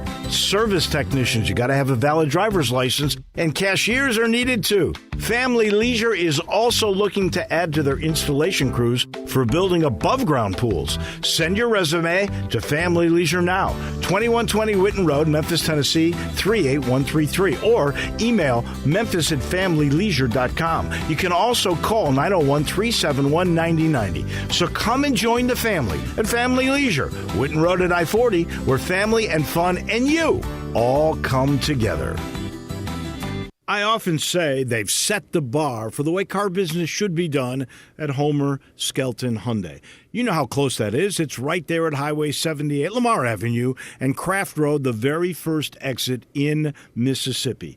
I say it because they always come up with new innovations. And right now, when we've had all these shortages on new cars, Homer Skelton Hyundai is always going to come through for you. You won't pay more than the sticker price for a new car at Homer Skelton Hyundai. That's Chris True's pledge. You'll never pay more than sticker price. Those other guys, they could charge you a whole lot more for that new car because they know there's a shortage. That never happens at Homer Skelton Hyundai. That's part of the philosophy and the team that's been together for about 15 years now. You want the best of service?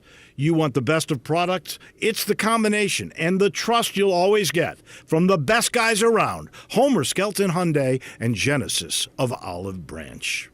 Hey, Gabe, you're doing the Central Barbecue spot again this month? I'm doing them every month. It's time Central Barbecue had a new voice, someone that truly loves Central Barbecue. I love Central Barbecue. Not like I do, pal. Whether it's the slow smoke ribs, the perfect pulled pork, or the best smoked wings in the world, Central Barbecue is the place for Memphis-style barbecue. Well, I know. I've been saying that for years. You've been saying it, but do you actually believe it? Yeah, I'm the Central Barbecue guy. You were the Central Barbecue guy. Now we're the Central Barbecue guys. You and me, we're going to tell the world that there's no better barbecue than Central Barbecue.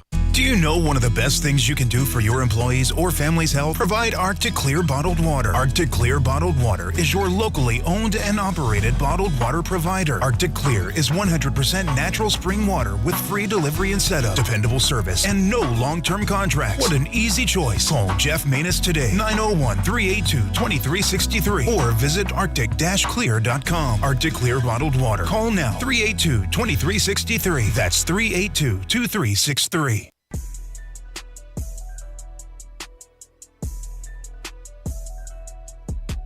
Now, back to Sports Time on Sports 56 and 98.5 FM.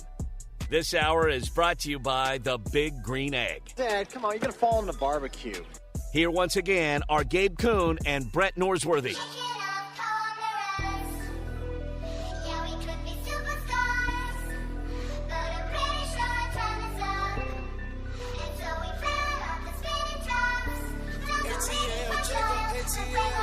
Back rolling on Sports Time. AutoZone listener line 901-360-8255. Get in the zone, AutoZone. Text us. Questions, comments, concerns. Text us your Grizzlies takes. Let us know. Who do you want to play? Who do you want to see win this game tonight? You want to see the Timberwolves or the Clippers win it so the Grizzlies can face them. That game, though, first game for a Grizzlies series in FedEx Forum, 2:30 p.m. on the 16th. On Saturday, we bring in Drew Hill from the Daily Memphian at DrewHill_DM to talk about it all. Drew, how are you? I'm good. How are you? I'm doing well, man. I'm doing well. Now, I know there's been a lot of high points so far this year, and I think there could be high points made in the playoffs, no doubt. But for you, this first full year of you covering the Grizzlies for the Daily Memphian, what's been the high point for you? What has been the most fun thing to cover? Oh, man, that is a tough question. Personally, my personal high point of the season was probably writing the series on Ja that I did, just because I was really proud of how it turned out, and getting to know the people in his life was really interesting to me. And, getting to see his hometown was really interesting to me. But I would say as a team, I don't know how you would go away from that Nets game. I mean, they played without Ja, and it was on the national stage, and everybody was in town to see it, and that really felt like the crowning moment of, okay, this team is legit. This team is real. And I mean, I think everybody around here knew that already, but once they did that on national TV against Kevin Durant and Kyrie Irving, that solidified it for the casual basketball fans just watching. So I would personally, I'll go with my trip to South Carolina, but then, for the Grizzlies, I would go with that next game. And enjoyed both. Loved every story you did about it. It really took us kind of behind the scenes, really what made him tick. And all you mentioned that night, and that was the seal of legitimacy. Now for these playoffs, and Drew, I love, and I do it very nicely. I like to give my friends out there column ideas, and I meant to ask Rob Fisher this an hour ago, and I just forgot to. I wonder if there's anybody with currently with the Grizzlies organization that's been to every single road and playoff game. I know there would be a lot of people that's been to the home games, but I wonder if there's anyone associated with the Grizzlies that have been to every single game over this magical mystery tour of the Memphis Grizzlies that started with that first playoff year against the Suns way back at the Pyramid. Yeah, I against don't know the Spurs, the rather. answer to that. I don't know the answer to that, but that is a great question. I know that there have been people that that travel, like fans that travel a lot to the road games. I can't say I know anybody that goes to every road game. And then as far as going all the way back in Grizzlies history, that's a great question. I'm not sure. I would say probably not, but I don't know. That's just put that out on your Twitter machine, because you got thousands and thousands of followers. I would love to know if there's anybody. Yeah, I would imagine there's a goodly number of people that have been to every home game, and someone made the towels, the growl towels, the towels everybody waves. Somebody made one into a quilt. There may be more than one, but several years ago, a person had it in quilt form at a playoff game, and I thought, way cool. The towels is just cool in general. Last year, I thought about doing a story again on it this year. I'm going to pass, but I did it last year. I did a story on how they create the towels, and just it's pretty interesting. Like they do it on just hours' notice, and they make them in Nashville, and then they ship them over here, and they have to get them set up. And just damn Nashville, they even get our towel business. Yeah, I know. The process of it is so quick that it's very impressive, honestly. But yeah, I think I have I can't give anything away, but I got a good idea of what some of the towels might be this year, and I think Grizzlies fans will be really excited about it. You said it's the day of they get those towels delivered? Logistics working overtime like that? Good Lord. Yeah, a lot of time it is the day of. Yeah, it's pretty impressive. That's something. Now, I know everyone's been going back and forth. I don't know if you've really gone back and forth on it, though. I'm curious, though. Who do you think is the better situation if they win tonight? Do you think it's better for the Timberwolves to win for the Grizzlies' sake, or the Clippers to win for the Grizzlies' sake? I think it's better for the Timberwolves to win. I've kind of been talked into this. At first, I thought the Clippers, but now I'm thinking the Timberwolves. Just because if you look at what the Clippers have done with Paul George this year, their winning percentage is better than the Timberwolves. I know that the Timberwolves finished significantly ahead of the Clippers in the standings, but the Clippers with Paul George is just a different team, and this is a point that Mark Giannotto made at practice, which is that people forget. The Clippers went to the conference finals last year with this exact team without Kawhi Leonard. And so that's a little scary. And I think Tyronn Lue's a really good coach. And so you also have the danger of going out to LA. And I think that, there's lots of distractions out there. And just, I think Minnesota is the better option of the two. Personally, I hope it's Minnesota for travel reasons, because it's a lot easier to get to Minnesota from Memphis than it is to get to LA from Memphis. But I also think from a matchup standpoint, it would be better for the Grizzlies to play a team that's not been there before and play a group of guys that, they have some scoring power. Right. But I think when Memphis is full strength, they play pretty well against them. So I feel like the Grizzlies will win either. First round series for sure. against either team. But, I mean, you can really pick and choose which team you want. I don't think that there's a bad answer to that because, with the Clippers, you could say, well, Jaren has a great matchup against the Clippers, and that would be true. Clippers may not have an answer inside for Memphis. On the other hand, with Minnesota, I just feel like Memphis top to bottom's a much better team, and with Minnesota, the guys that have the ball in their hands at the end of games, the D'Angelo Russells and the Anthony Edwards of the world, they haven't really produced consistently at the NBA level. So I really don't think there's a wrong answer to that question, but personally, I would say Minnesota winning is better for the Grizzlies.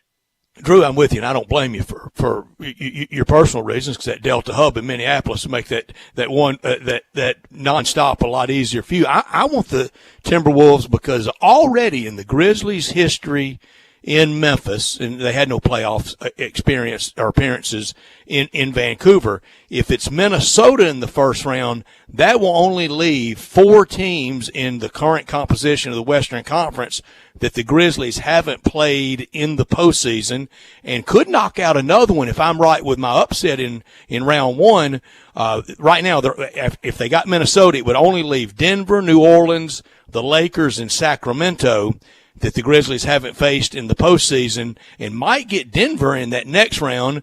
New Orleans one of these years, Sacramento's hopeless, and I'm hoping when they run into the Lakers during this Ja run, it's in the Western Conference Finals. Yeah, that'd be fun. That would be fun. I think the Clippers stuff is kind of, I don't know, I wasn't around for it, so maybe I'm wrong, but the sense I get from a lot of people that have been around the team longer than me, they think that the Clippers stuff has kind of run its course at this point, and they'd rather just be a fresh team, and I'm with them there. Mm-hmm. Yeah, I understand that. Now, I think with the Clippers-Timberwolves conversation, it's about, for the Timberwolves' sake, it's roster makeup and what they have on that roster. I think it's a better roster and what they've done this year than the Clippers, especially if Kawhi Leonard's out, which most people think he will be. But the Clippers do have that thought process of they know playoff basketball. They can lock down on defense. They have a good coach. They have the experience. And I think that's the knock against the Grizzlies. That's been the knock against the Grizzlies when you talk about them possibly in a playoff series. What do you think, if anything, they'll have to do different? They'll have to adjust to accommodate or sort of own playoff basketball? That's a tough question. I mean, the Grizzlies are going to have to shoot it better. And they've shot it better over the last couple months. But I think three-point shooting really is going to matter for the Grizzlies, especially, when you get to the postseason and every possession has more meaning. Mm-hmm. So as far as adjustments go, it's hard to say just make more shots, but that is part of the plan will be to shoot it better from three-point range. And if they can keep the current pace and they get good D'Anthony Melton, then that becomes a lot easier. Outside of that, I'm not I think they're just going to try to play their style. I think we're just going to see the Grizzlies try to do exactly what they've done all season long, just do it in the playoffs. Is there anybody outside of the Suns in the Western Conference that really gives you that scare, that thought of what if they get the Grizzlies into the pace where they have to play a whole bunch of half-court style offense, half-court basketball? Is there any other team besides the Suns in the Western Conference that really scares you in that regard? I would have said the Mavericks, but with Luka's injury, I don't know. I mean, we don't really have very many answers as to how severe that is. I know it can't be a good thing that they're not putting out a timeline. That's definitely a bad thing. So I was going to say the Mavericks. As far as tempo and stuff goes, or a team that's going to give you a scare tempo-wise, I'm not really sure that there's anybody else.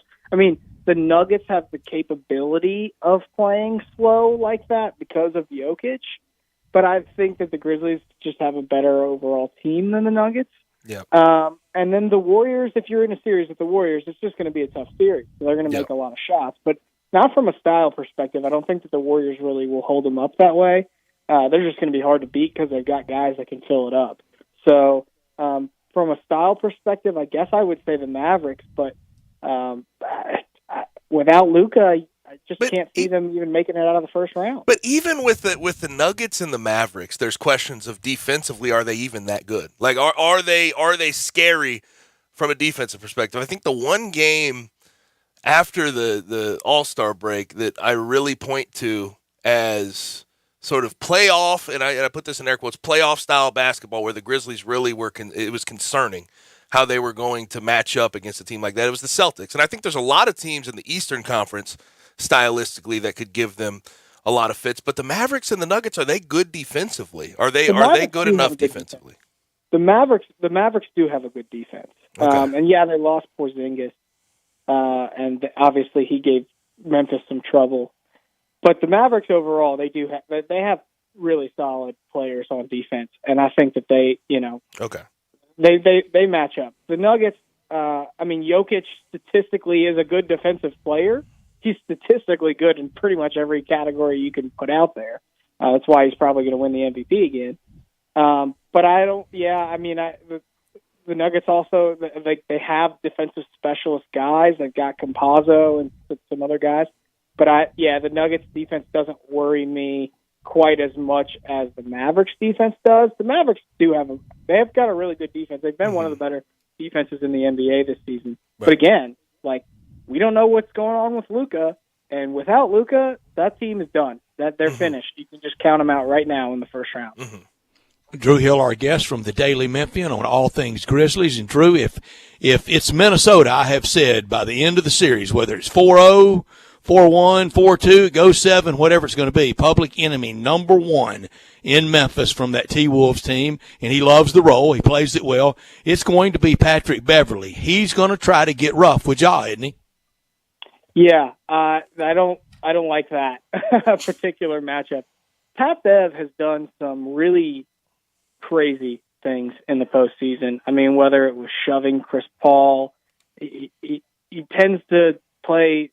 He walks the line really closely between being a dirty player and flat out trying to hurt people. And I just don't like the idea of him playing 7 games against Ja Morant. I think you try to end that series and get out of there healthy as quick as you possibly can. But yeah, I think that he would quickly become public enemy number 1 in Memphis for that reason. And if you're Memphis, you got to try to keep your guys healthy. But yes, he will walk the fine line for sure in the playoffs. When it comes to physicality, he'll push it as much as he possibly can, and that will be a fun matchup. It also could work against him because if I know Ja, I know he gets really motivated by those sort of things, and he doesn't shy away from the trash talk and the bickering back and forth. So who knows? Maybe that's just fuel for Ja. So maybe that works against Pat Bev. But I don't exactly welcome a long series with Ja Morant being guarded by Patrick Beverley for extended periods of time. Grizzlies great, Patrick Beverley. But Drew, appreciate it, man. Thanks for joining us. Yep, thanks, guys. You have a good one. Thank you very much. Thank you, Drew. We look forward to the playoffs. They get started Saturday night after this break, or Saturday afternoon after this break. We'll talk some baseball. Brett Norsworthy here for FanDuel. Go yard all summer long with $5 Dinger Tuesdays on FanDuel Sportsbook. This season, all customers will get $5 for every home run hit by both teams when you place a $25 to hit a home run wager on Tuesday Major League Baseball games. And the best part about Dinger Tuesdays is even if your bet loses, FanDuel will pay you $5 for every home run. Tonight, I like Nolan Arenado to go yard, to go deep for the Cardinals tonight against the Kansas City Royals. Interleague play tonight at Busch Stadium. So what are you waiting for? Pick your home run hitter and turn big swings into big wins. There's no better place to bet America's pastime than on America's #1 sports book, and that's FanDuel. Head over to your FanDuel account or download the FanDuel Sportsbook app and sign up using promo code CASH. That's promo code CASH. Must be 21 or older and present in Tennessee. Bonus issued is non-withdrawable site credit that expires in 7 days. Max bonus $25.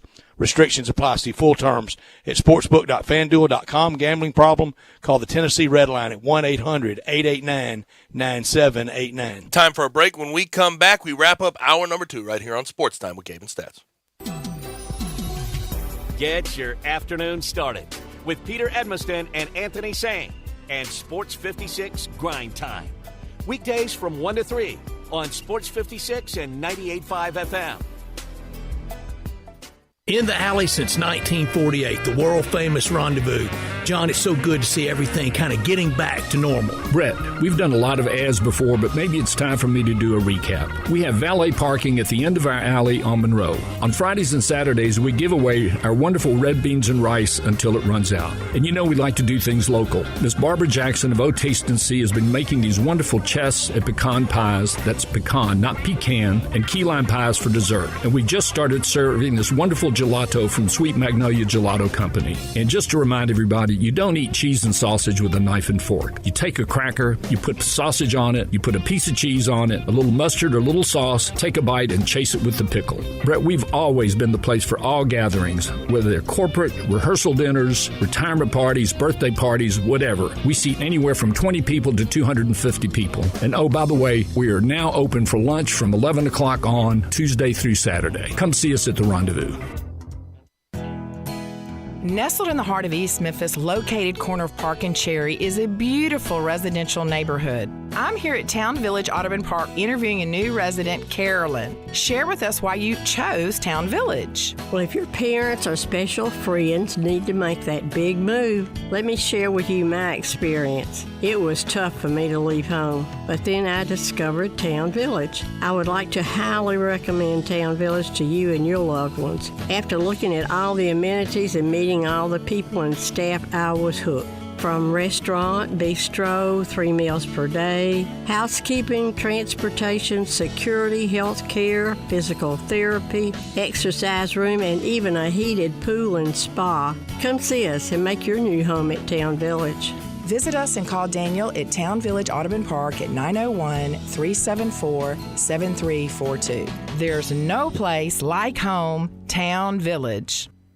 Say there was a place, the perfect place for everything you need for tailgates and patios, grills and chairs, charcoal and coolers, everything to make a great game or a great day. That perfect place wouldn't be a warehouse. It's East Memphis Ace Hardware. Locally owned and operated at Quince and White Station, East Memphis Ace Hardware is where you'll find Benjamin Moore paints, local plants from local growers, and Black & Decker tools. Around the block, what you need in stock with people who know their tailgates. Welcome to East Memphis Ace Hardware, the home convenience store.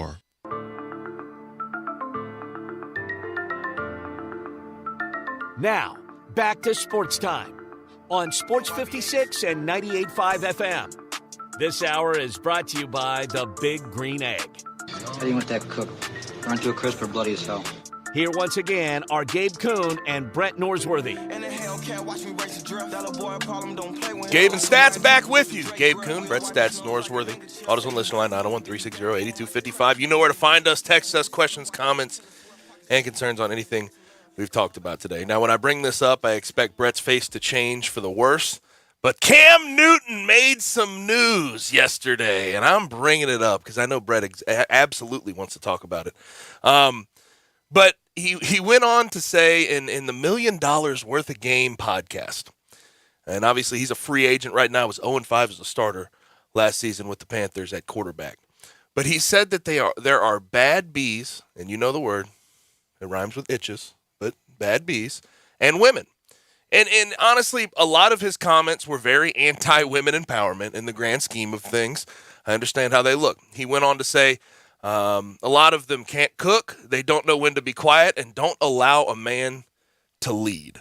I've seen a lot of blow up. I'm every one of those things, and I'm a male. I've seen it blow up on Twitter in a lot of ways. And granted, I think Cam Newton, there's one of two styles of thought for me here. He either didn't know how this was going to come across, or he didn't care how it was going to come across. A lot of people have pointed to the fact that he is a free agent this offseason, so this probably wasn't the best move for him to make. Although, Brett, I know the NFL well enough to know that something like this would not keep a team from signing him. I think the 0-5 as a quarterback with the Panthers would keep people from signing him, but I don't know if these comments will. If he can play, they'll sign him. Exactly. I don't know if these comments will. But I've seen a lot of blow up on this, and I just want to point out one thing. I don't agree with what he had to say and the way he posed it. I thought it was very dumb. I thought using the B word in those situations, I think that is negating any message you're trying to get across. But it's bizarre because I see a lot of times in the world we live in today, in the society we live in today, we always talk about people's truth. We always talk about, they're speaking their truth and what they want and their preferences. I didn't view this much differently. Did he use some choice words? Yes, absolutely. I'm not denying that. But it was more about his preference and what he looks for in a woman than anything else. Did he generalize certain people? Yes. But I don't get why there has to be this big fuss with a guy like Cam Newton talking about the preference he has in women, if that makes sense.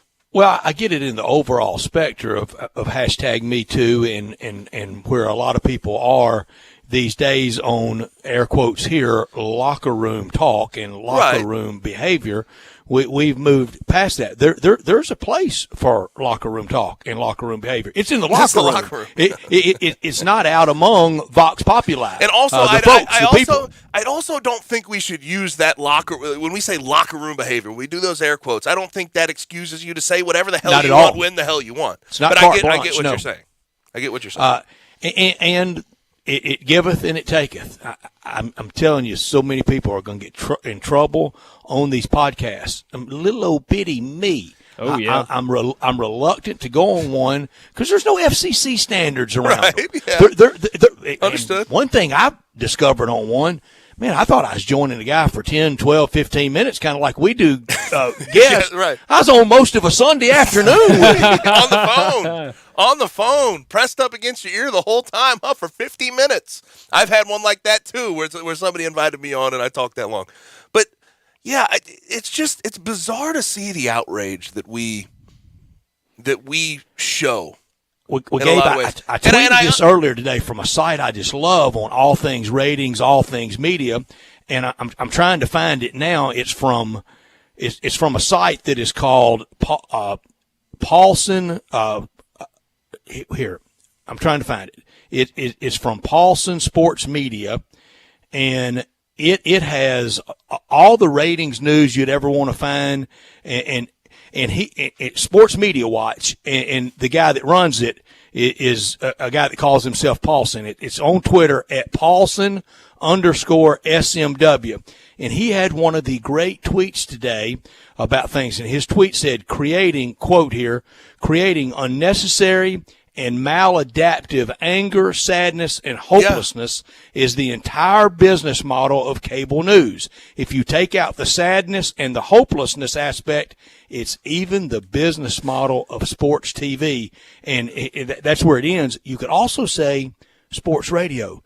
People, let's get happy. Let's enjoy what we have. The other thing about the Cam Newton part is he was on that podcast for no less than 25 minutes. And that conversation that they had lasted no less than 7.5 to 10 minutes, somewhere in that range. And they cut out 1 minute and 20 seconds, and he's getting absolutely torn down. Well, you can get in trouble for a lot less. Yeah, I understand that. But again, it was about his preference in women. You're not changing his mind on it. You can tear him down as much as you want, but that's what Why is it he germane? said. Why is that the question you want to ask him? That's what I don't get. That's a Can't great we question. just talk hits, runs, and errors? Well, does it have to be? Brett, the whole stick to sports. It's all I want to do. I know. Sell, Brett. I know. Come it's the old '70s line of if it bleeds, it leads. And I don't care to get down into that. I want to talk home runs and Dinger Tuesday and playoffs and flag waving. Here's the or other towel thing. waving, flag waving too. The other thing that's bizarre to me is I go on and I'm watching, as I normally do in my morning. I'm watching ESPN, flip on First Take for a second, talk. Let's see what Stephen A. Smith's talking about with Molly Karam, and they bring this Cam Newton thing up, and they're talking about it in the same fashion that Cam Newton was talking about it and talking about women. And I'm like, you guys are sports reporters, anchors, whatever. If you're going to bring this up, you can say that it was dumb of what he said, but I don't need to hear your take on what a woman should or shouldn't be. Personally, that's just my thought. Enough people dislike me over my sports takes. They would really dislike me over my political takes. Let's not get that's why you do a sports show. Exactly. There you go. That's why your moniker's Stats. And it's all I want to do. It's all, and I wish we could just get it down to even if it got mundane to X and O's and game plans and hits, runs, and errors. That's all I want to do. And Bryant, it was so funny because Bryant saw this right when it came out yesterday, and he goes, "Hey, watch this." And no one had said anything about it because it was so new. It was very new. And as soon as then he it got showed all me blowed up. As soon as he showed me it, I looked at Bryant. I said, "He's going to get cooked tomorrow." Oh yeah, he is 24 hours ahead. He is done for. And again, I think surface level in a lot of ways, what he said in that minute and 20-second segment, like little snippet, probably not the greatest. Don't use the choice words. Don't generalize a population of people. But at the same time, when you're talking about your preference in women and how you were raised, and he said the type of woman he wants, I don't care. I just want to watch him play football. I agree, Brett. I don't care enough to really comment and break down his preference in women. That's just me. Now, did you know your butt has a favorite app? That's right. It is SeatGeek. The SeatGeek app is the best way to get tickets for live events, and that does not. I mean, look, I have seen some of the prices out there for the Western Conference quarters with the Grizzlies versus the winner of the games tonight when you look at the Timberwolves and the Clippers. I've seen some of the prices. SeatGeek has the best ones. There's no question about it. Game 1 starting at $62. Game 2 starting at $62. Game 5, if it travels back to Memphis, if the Grizzlies don't sweep them, starting at $119 at the FedEx Forum. Get to SeatGeek now for those Grizzlies playoff tickets. They have the best options, the best prices I have seen. SeatGeek is so beloved by butts everywhere because they've made it the highest rated ticketing app. SeatGeek rates every ticket from 0 to 10 to make sure you're getting a good deal. Green means good, red means bad. All of these $62 tickets for playoff games, I can guarantee you right now, they're in the green. So take advantage right this second. And also, I'm going to give you a deal. You can get $20 off your first purchase with promo code GABE56. That's GABE56 at SeatGeek.com or on the SeatGeek app. That's promo code GABE56. GABE56 for $20 off your first SeatGeek order. SeatGeek, get your seat in a seat. Download the app today. That'll do it for hour number 2. Hour number 3 on the way, and we start it with collegetopro.com and Sports Illustrated's own Bo Marchand.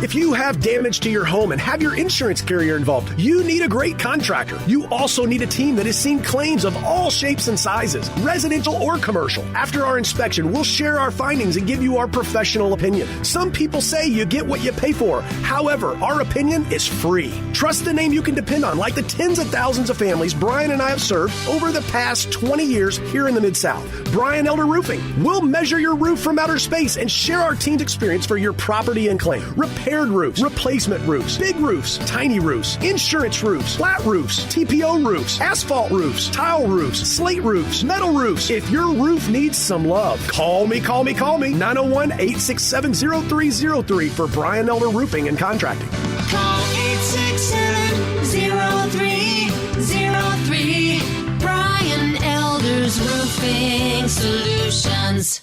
A good friend of mine told me about this awesome place for lunch. Oh, yeah? What's the name?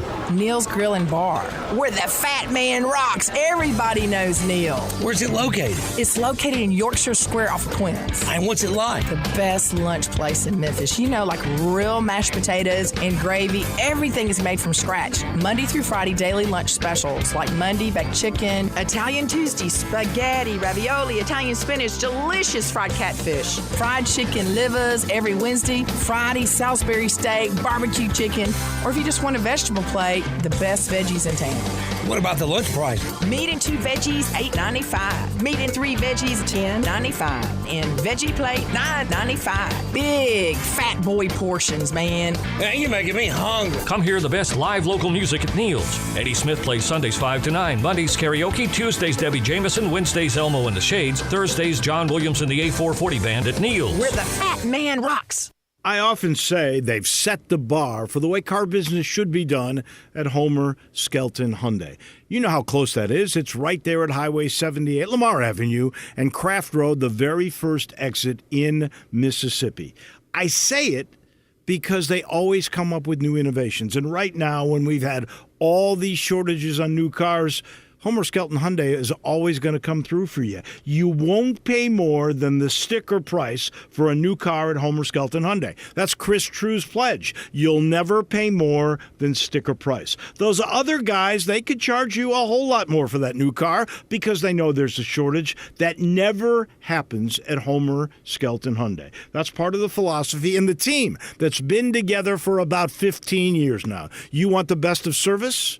You want the best of products? It's the combination and the trust you'll always get from the best guys around. Homer Skelton Hyundai and Genesis of Olive Branch.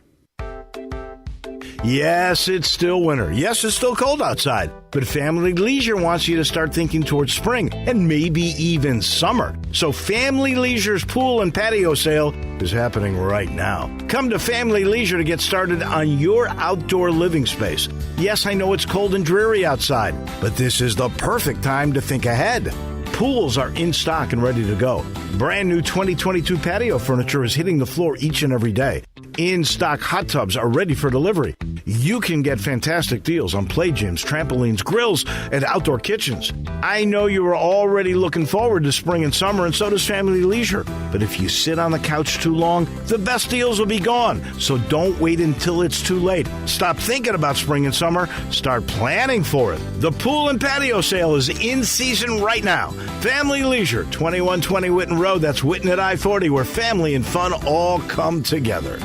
We are Sports 56, WHBQ Memphis, and W253DF Memphis, Flynn Broadcasting Stations.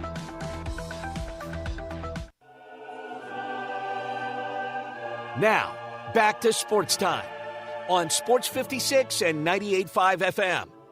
This hour is brought to you by DeSoto Auto Sales. Make them drive the car.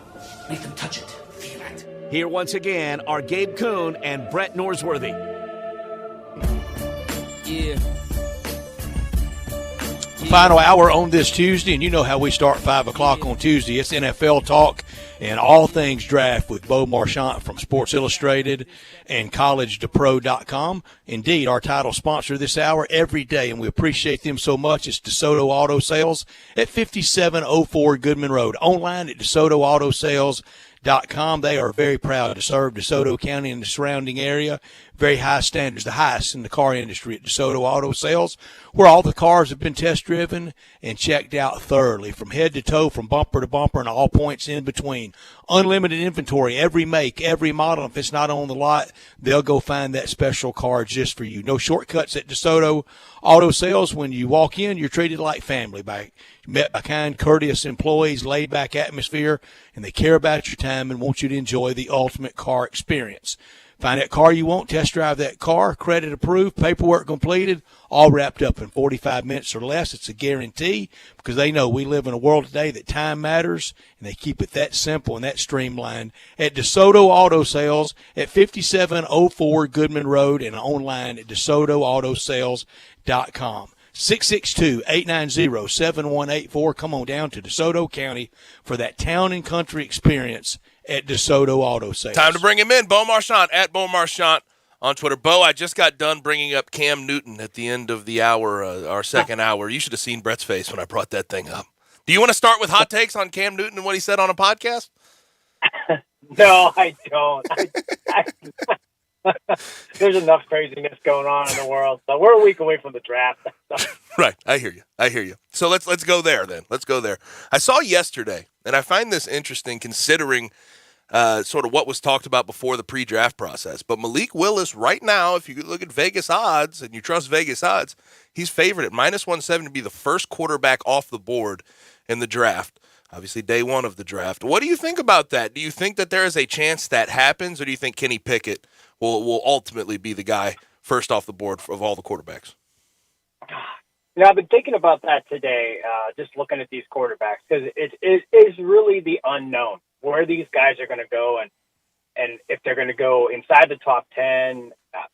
We know Pickett is a more pro-ready quarterback tomorrow. Then you look at Malik Willis, you're looking at the upside and the what-ifs.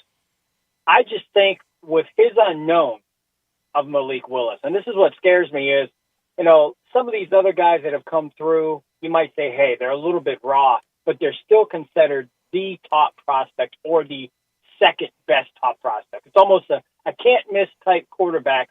The only thing you're questioning is, can you start him today? But you're willing to sit a year and watch that happen. I think we're still debatable if Malik Willis, is the first quarterback off the board, and then let alone, is even a top 15, top 25 guy. So, I lean on the side of Pickett in terms of, the first quarterback. And, I do not think Malik Willis is going to be the first quarterback off the board. Matt Rule, if the Panthers, and I'm going off the idea that the Panthers would be the team at 6 that takes the first quarterback off the board, Matt Rule needs a guy that he can plug and play as quick as possible. And I don't know if they're going to get a Baker Mayfield. Yeah, he has to win. And he doesn't have time to say, hey, you know what, we're really going to let Malik Willis, play. And we know as well as anybody, it happened last year with Dalton and Justin Fields. If you're on a so-so team and your quarterback is that bridge-type quarterback and you're waiting for the new guy to come out, a couple losses, a couple interceptions, you're panicking, the fan base is angry, and lo and behold, the guy that you didn't want to play, the guy that you kind of wanted to nurture and mold and use next year or 2023, the wheels have come off, and now you're both thrown into the fire playing for, your career as Matt Rule, and then hopefully, establish yourself as a franchise quarterback in terms of Malik Willis. Let's go back 2 drafts. We know if they had it to do all over again, we know the Dolphins would not take Tua. They would take Justin Herbert that the Chargers ended up taking. I heard this morning on Hot Take TV when they deviated into actual sports conversation and away from social political conversation. They had this very good question.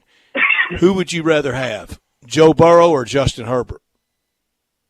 I am infatuated with Joe Burrow. I thought he was one of the best prospects I've seen, in decades. I mean, that's how much I think of Joe Burrow. I remember even beginning of last season, I remember me, you, and Dave discussing the idea of where Burrow ranked. And, I think you guys kind of laughed at me at how much I, appreciated and where I put him. It's just lofty, names of the Patrick Mahomes and Josh Allen and the Herberts. I'm a big Burrow guy. Not to say I'm not a Herbert guy.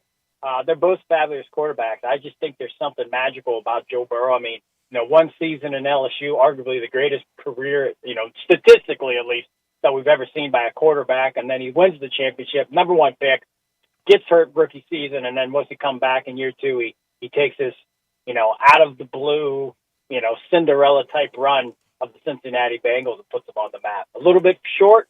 I'll always question that Logan Wilson call inside the 10, especially when they weren't calling penalties the entire game. But that's an argument for another day. And also, when it comes to Joe Burrow and the Bengals in general, it looks like there's going to be some staying power with this. What they've done in the offseason, it looks like they've bolstered that O-line, which was, you look back at when he was hurt, and then last year, the big downfall of that team, even though they made that fabulous run.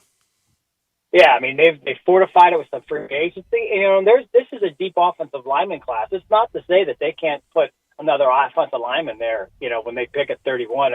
Or even drop down, add some more picks, and try to add some more depth to that line. So they can not be done, adding offensive linemen. It just comes down to the draft board on Thursday night. And if the guy's right and he happens to be an O-lineman, then that's the guy they're going to take. But this is a deep class. They could pick up a Tulsa guy, Tyler Smith, probably that late, Bernard Random from Central Michigan. Those guys will probably be floating around at the end of the first round. And, you cannot have enough good offensive linemen. I'm covering the Steelers for as long as I've had. You think you're set. Hey, we got the Castro at guard. We got Pouncey at center. All right, the Castro's out. Pouncey's gone. They flame out quick, don't they? Just the truth of it. They flame out so quick. Get a big contract, you always have to worry about it. The Cowboys thought they were set forever in O-line. Oh, I'm so glad you brought that up. Yeah, another team where people wonder what happened. That was the premier offensive line. And now it's just a shell of itself. And, another team, I think at 25, another team where you can say, hey, if an offensive lineman is there, this is the guy we have to take. And Gabe, tomorrow, I have an offensive line. I wish it was going to post today, but I think it'll post tomorrow. And you'll appreciate it because it shows my affinity for the position that you play and the private position that you adore most. So, I was thinking about you and I wrote. Let's ride. Gabe will appreciate it. And because it's my favorite position to scout. I love watching O-line live with binoculars on or watching film or tape and just really being able to focus individually on a guy. That is the offensive lineman guy. Obviously, film is great, too. And the one thing I've noticed, too, and obviously whether it's me in college trying to see how guys are going to develop that are freshmen and everything else, like film is one thing, but seeing guys live and how the pads are popping in drill work really shows somebody. a lot. Mm-hmm. Oh, Pad yeah. level? Pad level, everything. And I one thing I always listen to is, there's no other bigger sign than just teammates or coaches. If you make a great play, your teammates are going to instantly say, hey, they're going to get fired up. The coaches are going to say something. And on the opposite side, the players may not say nothing, but, a coach is definitely going to get into you, if you do something on the foul side. So, I just agree to, and if you're on the field and you're in the moment, you're just kind of observing things. I think those are some of the biggest indicators, just reaction, especially down at the Senior Bowl when these defensive linemen get on the one-on-one. You really don't even have to be watching it. You can just kind of hear, what side, the defensive guys or the offensive guys, who's cheering and who's kind of high-fiving when the guy gets done with those drills, kind of who won that in particular drill. But nonetheless, you got to watch, but it's just such a great indicator. And I think it's something that kind of goes unnoticed. Bo, there was a time that this far or this close to the draft when the running backs ruled the world. That was the number one player selected a lot of years. When will the first running back go, and who will it be? I think it has to be Breece Hall. I always think back to Seattle a couple of years ago when they shocked the world and took Rashad Penny. Chris Carson had a fantastic year. He was coming into his own, but and it was kind of a strange pick, and, they moved up to get him. But I think Breece Hall will be that guy. You're talking about a guy 5'11", 217, who ran a 4.39 at the 40. And if you watch him play, he's a real dynamo. He can catch out of the backfield. He's good in pass protection, and he's a kid dedicated to the game, and everybody is. But when you really, listen to him and hear him speak, you really get the demeanor of a kid that's very serious about what he's about to do and where he wants to go. We don't know. You guys know that. I think the Buffalo Bills are a popular, place. Devin Singletary is entering the final year of his contract. We know that he's really not been the guy that they can feed the ball to in terms of a workhorse. And we've talked so many times on this program how much better it would be for Josh Allen to eliminate him being the leading ball carrier for a club, that wants to protect their quarterback. So, they signed Stephon Diggs to that big contract. So they got Gabriel Davis and Diggs. So they got their receivers locked down. You see a lot of mock drafts where the Buffalo Bills are taking a receiver.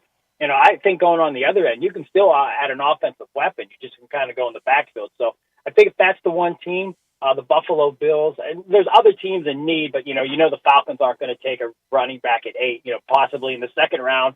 They can be looking at Kenneth Walker or Breece Hall if he's still on the board.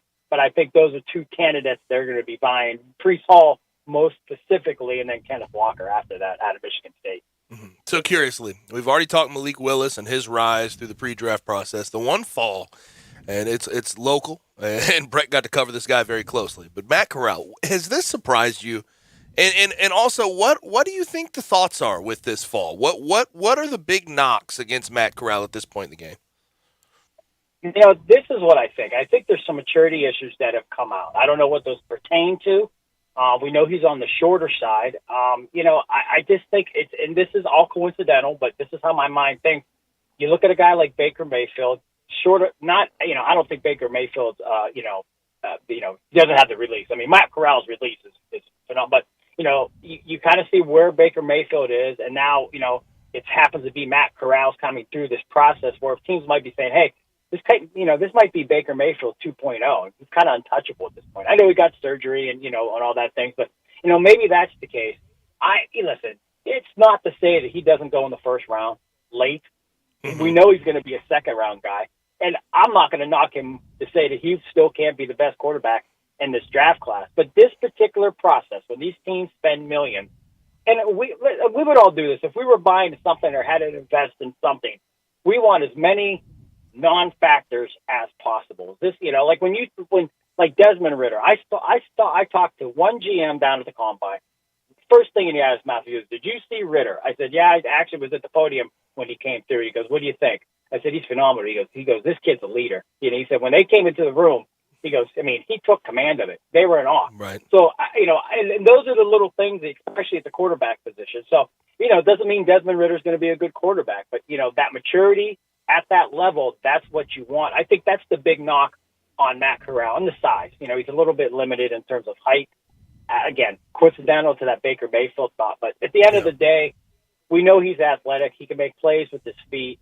You know, and that is a successful thing that you can do in the National Football League in today's modern age of, you know, the NFL. Is you can have a quarterback that's maybe not the best passer, but if they have legs and some wheels, you know, they can get you by once those defenses break down. But I would not be shocked, you know, if these guys, you know, Ritter, Corral, Pickett, and Willis, all are first-round guys next Thursday night. And then on the flip side, I'm going to be shocked if we get one guy. I just think that today's age, the way quarterbacks can be, you know, I've mentioned it so many times. It's so redundant when I say it, but Josh Rosen, Cardinals move up to 10 to take him. 1 year later, they ship him off to Miami, and they take Kyler Murray with the first pick. So these teams are in the, you know, you can do this now. You're not stuck, you know, with a guy like years ago. So I think they're if expendable. These teams, yeah, they're expendable. Hit or miss. And look at all the quarterbacks just around the NFL that are just, you know, Jimmy Garoppolo's going to probably end up playing somewhere. Baker Mayfield. I mean, we're not sold on Jalen Hurts. Yeah, there's so many scenarios with these quarterbacks, and that goes back to the league where if they're not 100% comfortable with you, then you're off. And look at, I mean, Mr. Trubisky, second pick, Bears couple years, a no-go, Buffalo's a backup, now he's in, you know, Pittsburgh. So it's you can move these guys, you can go back. I mean, you know, look at Mitchell Trubisky, Justin Fields. It's such a quick turnover. You just got to hope these guys pan out. And that's the fun. That's why we love the draft. That's why we love mock drafts. That's why we love talking about it, because the unknown is the funnest part of it all. And oddly enough, one thing that's working against Jimmy Garoppolo, or two things, was taking a team to a Super Bowl, taking a team to an NFC Championship game, and it's almost working against Jared Goff. Taking the Rams to the Super Bowl has ended up hurting his reputation. Yeah, these guys, you know, I even think about the Steelers, Brett, you know, with Mitchell Trubisky and this, you know, some outsiders or just, you know, observers think, hey, you know, they can turn him into something special or good. You can't get by with good. You need elite. And if the Steelers really want to be considered the elite, you know, just like the Cleveland Browns, they were good with Baker Mayfield. Now with Deshaun Watson, you figure, you know what? They can beat anybody now. Because why? They have that guy at quarterback. And I think, you know, the Jared Goff, the Baker Mayfield, you know, Mitchell Trubisky, even if he plays the best he can, is he going to really be on par with Josh Allen and Patrick Mahomes and Deshaun Watson? They end up getting a bunch of people fired. Yeah. That's exactly right. It's you know, it's hard. We know that. It's such a critical position, but it's getting more important. And, you know, that's why I think we see the turnovers. Teams know that you have to have somebody very, very, very special, and they know. We all know it's nothing that takes a lot of brain power to understand that this guy, whatever quarterback it may be, that this guy's special or this guy doesn't have it. And you know, once these teams kind of get that trend where, hey, you know what, maybe we're better off going in another direction. You better believe there's a big market QB. They might show some interest, and absent of that, then they're going to go to the draft. And it's a good time. It's a good time because the draft is so open in terms of the quarterbacks, being able to go back to the well and just kind of keep going, firing away, throwing darts at the dartboard until you land one in the bullseye. Talking with Beau Marchant, at Beau Marchant on Twitter, curiously, because I think there's a lot of people that think there'll be a run on edges or O-linemen, but mostly edges to start this year's draft. Who do you think out of this edge class? You got Aiden Hutchinson, Kayvon Thibodeau, Trayvon Walker out of Georgia. You go down, Boye Mafe is part of this sort of group. Who do you think's the most can't-miss guy? Who do you think immediately puts himself in the category of defensive rookie of the year or defensive player of the year, like we saw with Micah Parsons last year? I know he's not an edge rusher, but as far as making an impact on the game, he certainly had that.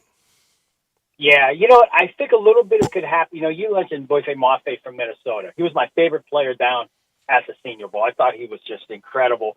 He's going to be a later guy. Like in my mock draft, I have him going to Buffalo. So in my mindset, if he's in Buffalo and he's paired with Von Miller, I just think it's instant success. It's kind of, wow, how are you going to guard all these guys? And Buffalo's done a lot in their other drafts, in terms of fortifying that front end. They're going all in on a defense that's going to be elite. Hutchinson, just say Aiden Hutchinson's go to the Jaguar. They got outside linebacker Josh Allen. Is he going to be as potent as a Boife Mafe if he's next to a Von Miller? So I think that's a little bit of that rookie of the year. When you look at these guys, I love Jermaine Johnson out of Florida State, former Georgia Bulldog.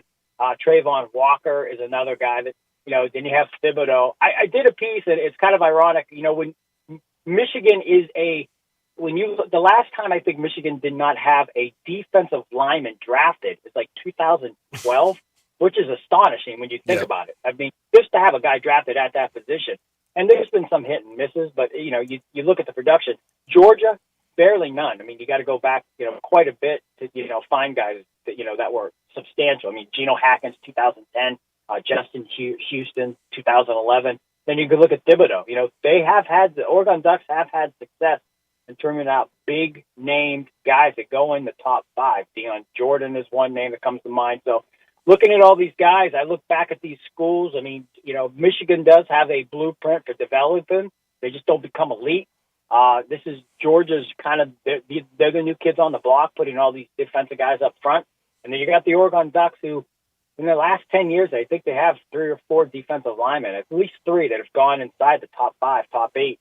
So that's something to think about when you look at them. That long story, if my money's going to go on one guy that I think can have a good year, I think it's going to be Jermaine Johnson. I think, his upside, I love the way he played. And, wasn't good enough to play in Georgia. That's why he left. But nonetheless, he made an impact in Florida State. So he'll be the guy that I put my money on for the rookie of the year, even though I love Boife Mafe. He's my favorite DN going into this thing.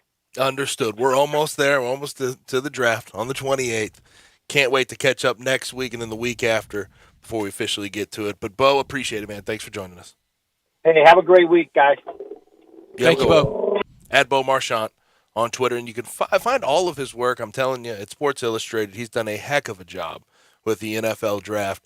Go check out all of his NFL draft stuff at Sports Illustrated and at collegetopro.com. Now, I got to tell you about my favorite place to go get some food in Memphis, and that is Central Barbecue. As simple as that. And they have a bunch of locations for you, so there's no excuse. You have everywhere to go. There's 4 different locations. One in Midtown on Central Avenue, Central Barbecue, Central Avenue. You do the math there. That's the original. That's the OG. Downtown by the Civil Rights Museum is a good place to go. I know a lot of people that frequent that one. Summer as well. I always frequent the one on Poplar, and it's the new one. It's the fun one. You can go out on the patio. We're about to have some patio weather coming up.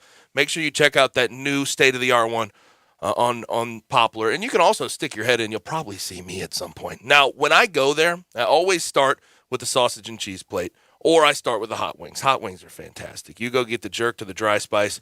You cannot go wrong. I'm telling you right now, you cannot go wrong. Also, other people get the pork or chicken barbecue nachos. Barbecue nachos, they do it as good as anybody in town. And then when I get to my main entree, I go to the sandwiches. I get the pulled pork. I get the shoulder. I throw it on a large bun. I get it jumbo. Memphis has gotten to me, so I throw some of the slaw on top and put a little barbecue sauce on top. It is fantastic. You will not want to miss that.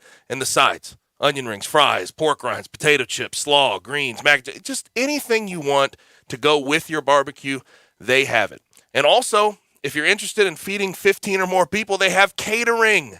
If you want to order lunch or dinner for 15 or more people, they have family-style barbecue that they can deliver to your event. You call 901-527-9990. That's 901-527-9990, and they will take care of you as far as catering is concerned. But if you're just going for a meal, again, 4 great locations. Midtown on Central Avenue, downtown by the Civil Rights Museum on Summer, and then the one I frequent, you pop your head in, you'll see me on Poplar.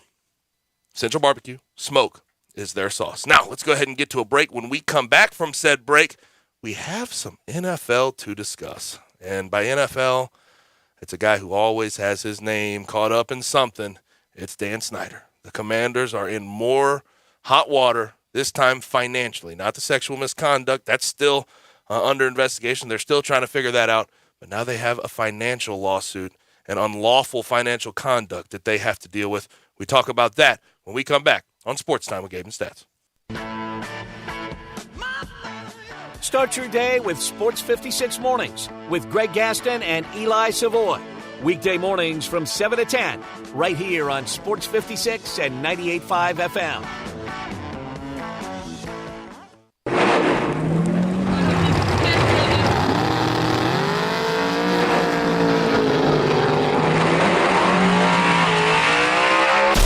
Swerving, speeding, and reckless driving can leave you in your own dust. Drag racing has its consequences. You can lose your driving privileges, your vehicle, face jail time, or even lose or take a life. So slow down, Memphis. The life you save may be your own. Brought to you by the Memphis Police Department, Traffic Operations. New message. What up, what up? It's Heather's cousin. You dated her in college, or maybe you were just in the same class. Anyway, I heard you bought a boat, my man. Let's hit the water. Oh, and Heather told me you always liked, snacks and stuff, so I could totally bring some chips. When you get a boat, you also get new friends. Make sure Progressive's one of them, and get coverage today for as little as $100 a year. Hey, also, I'm a little short on cash, so can you cover the chips? Thanks. I can see why Heather liked you. Progressive Casualty Insurance Company and affiliates. Annual premium for basic liability policy not available in all states. Hi, this is Lauren Choate with Choate's Air Conditioning, Heating, and Plumbing. Choate's has been serving the Mid-South for over 60 years, and we want to say thank you to our customers. Without your referrals and repeated business, we would not be in business as long as we have been. We promise to continue to run our company with dignity and quality service that we have for all these years. Those who do not use us, we invite you to take advantage of our $60 spring AC tune-up, which includes washing out the dirt in your condenser coils, checking your refrigerant pressures, checking your electrical components, and replacing customer-provided filters. Keeping your AC system maintained can reduce your heating and cooling utility bills by as much as 30% and also help reduce unwanted breakdowns by as much as 80%. Just like maintaining your vehicle, your HVAC system needs to be serviced routinely to work at its best. Call Choates today at 347-8086 or visit our website at choateshvac.com to schedule your $60 AC tune-up. And remember, Choates, let our family serve your family. Say there was a place, the perfect place for everything you need for tailgates and patios. Grills and chairs, charcoal and coolers. Everything to make a great game or a great day. That perfect place wouldn't be a warehouse. It's East Memphis Ace Hardware. Locally owned and operated at Quince and White Station, East Memphis Ace Hardware is where you'll find Benjamin Moore paints, local plants from local growers, and Black & Decker tools. Around the block, what you need in stock with people who know their tailgates. Welcome to East Memphis Ace Hardware, the home convenience store. Nestled in the heart of East Memphis, located corner of Park and Cherry, is a beautiful residential neighborhood. I'm here at Town Village Audubon Park interviewing a new resident, Carolyn. Share with us why you chose Town Village. Well, if your parents or special friends need to make that big move, let me share with you my experience. It was tough for me to leave home, but then I discovered Town Village. I would like to highly recommend Town Village to you and your loved ones. After looking at all the amenities and meeting all the people and staff, I was hooked. From restaurant, bistro, 3 meals per day, housekeeping, transportation, security, health care, physical therapy, exercise room, and even a heated pool and spa. Come see us and make your new home at Town Village. Visit us and call Daniel at Town Village Audubon Park at 901-374-7342. There's no place like home, Town Village.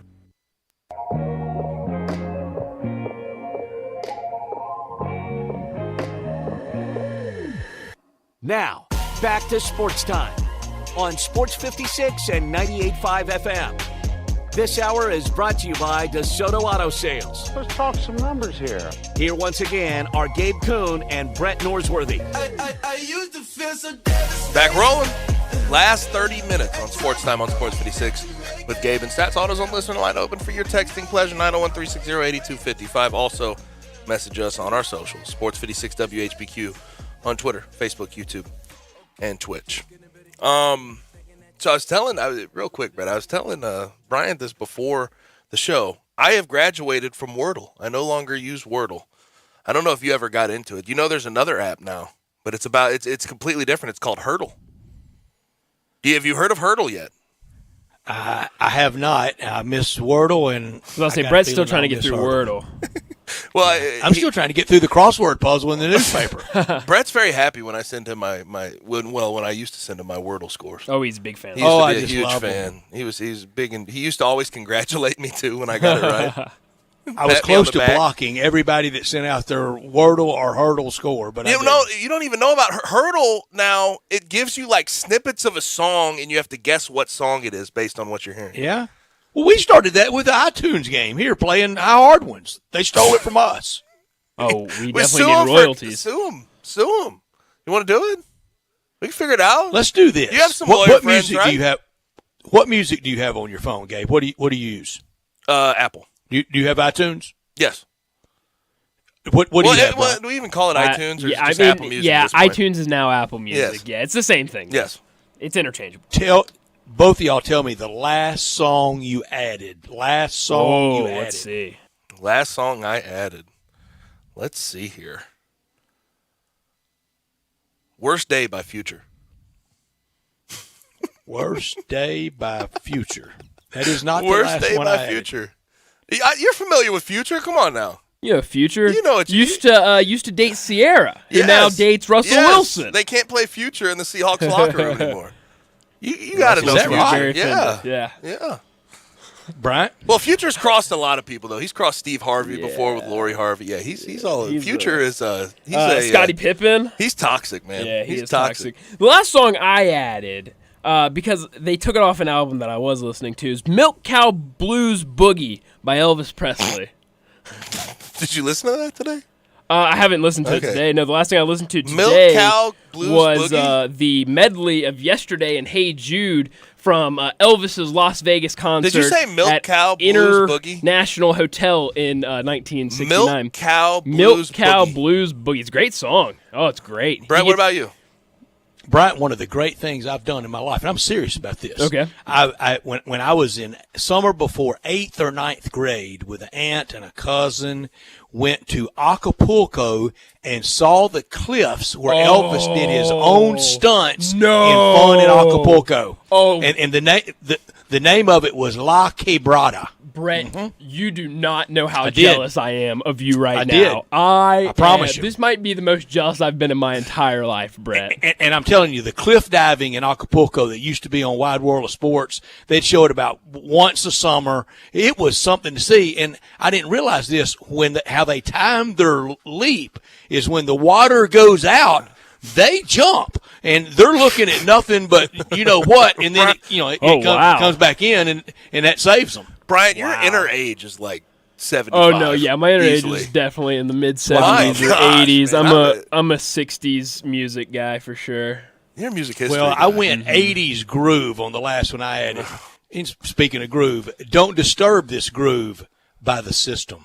I'm not familiar with that Not one. familiar Let's with see it. if we can Sounds- pull it up. sounds groovy. Nobody will be. Oh, please pull that and up, it takes please. so long to get to the good part. I mean, it's about a 50-second lead-in, just musical lead-in before they get to lyrics. We may not be able to play it, but if it's that long a lead in, we don't need a long lead. It is. I mean, it takes forever to kind of get there.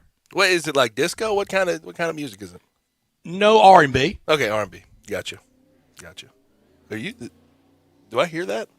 Is there something? 80s R&B. Okay. Well, I do not hear anything. Yeah.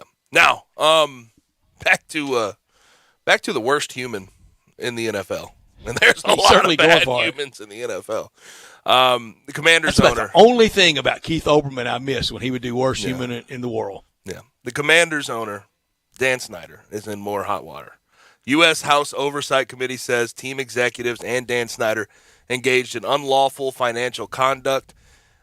Basically, the team withheld ticket revenue from visiting teams and refundable ticket deposits from season ticket holders. People that actually support them, they withheld their deposits for their season tickets. Dan Snyder apparently raised prices and categorized surplus revenue as fake licensing fees so he could then pocket it. And also, this is the other part of it that's just wild to me. That how does it take 24 years to figure this out? Again, he bought the team in 1999. But the Commanders allegedly maintained two sets of books. One that was shared with the NFL but underreported in certain ticket revenue. Never a good practice. And Never a good practice to run two sets of books. And another internal set of books that included the complete and accurate revenue and was only shown to Mr. Snyder, to Dan Snyder. This guy. Because the second book always comes out, and it's usually laced with fraud. Well, of course. That's the whole point of keeping two books. You should have one book, and you should be able to be pretty transparent with it. And the fact that you own and you're lying to yourself. And also, the fact that you own an NFL franchise, you're making money off this NFL franchise, and you feel like you need to pocket your season ticket holders' deposits and keep them from them. Which should be cushion money to him. Yeah, and you're withholding accurate sort of ticket counts and everything else from visiting teams. I just don't understand all of this. Besides how does the it fact, resolve itself? But Is he owner of Washington in 2 years? I hope not, but we've been talking about this through the sexual harassment case and everything else, and nothing has happened. And Roger Goodell. And he's been a butthead from day one. Yes, and for Roger Goodell, you have let this guy, through the sexual harassment case, sort of run you. You've seemingly, in a lot of ways, protected him through the however 120,000 emails or what it is. You didn't release the full findings of all this. Now you got Congress involved, and there's a point where Roger Goodell has to say enough of this. They have to force a sale. And again, I hate that because, again, he's pocketing this money, and now he gets to say, oh, well, that was a fun hobby while it lasted. And I think they're trying to get a new stadium in Washington, aren't they? And he still gets his billions even if he has to sell. I'm not positive about how that's going. But Dan Snyder has to go. He has to go.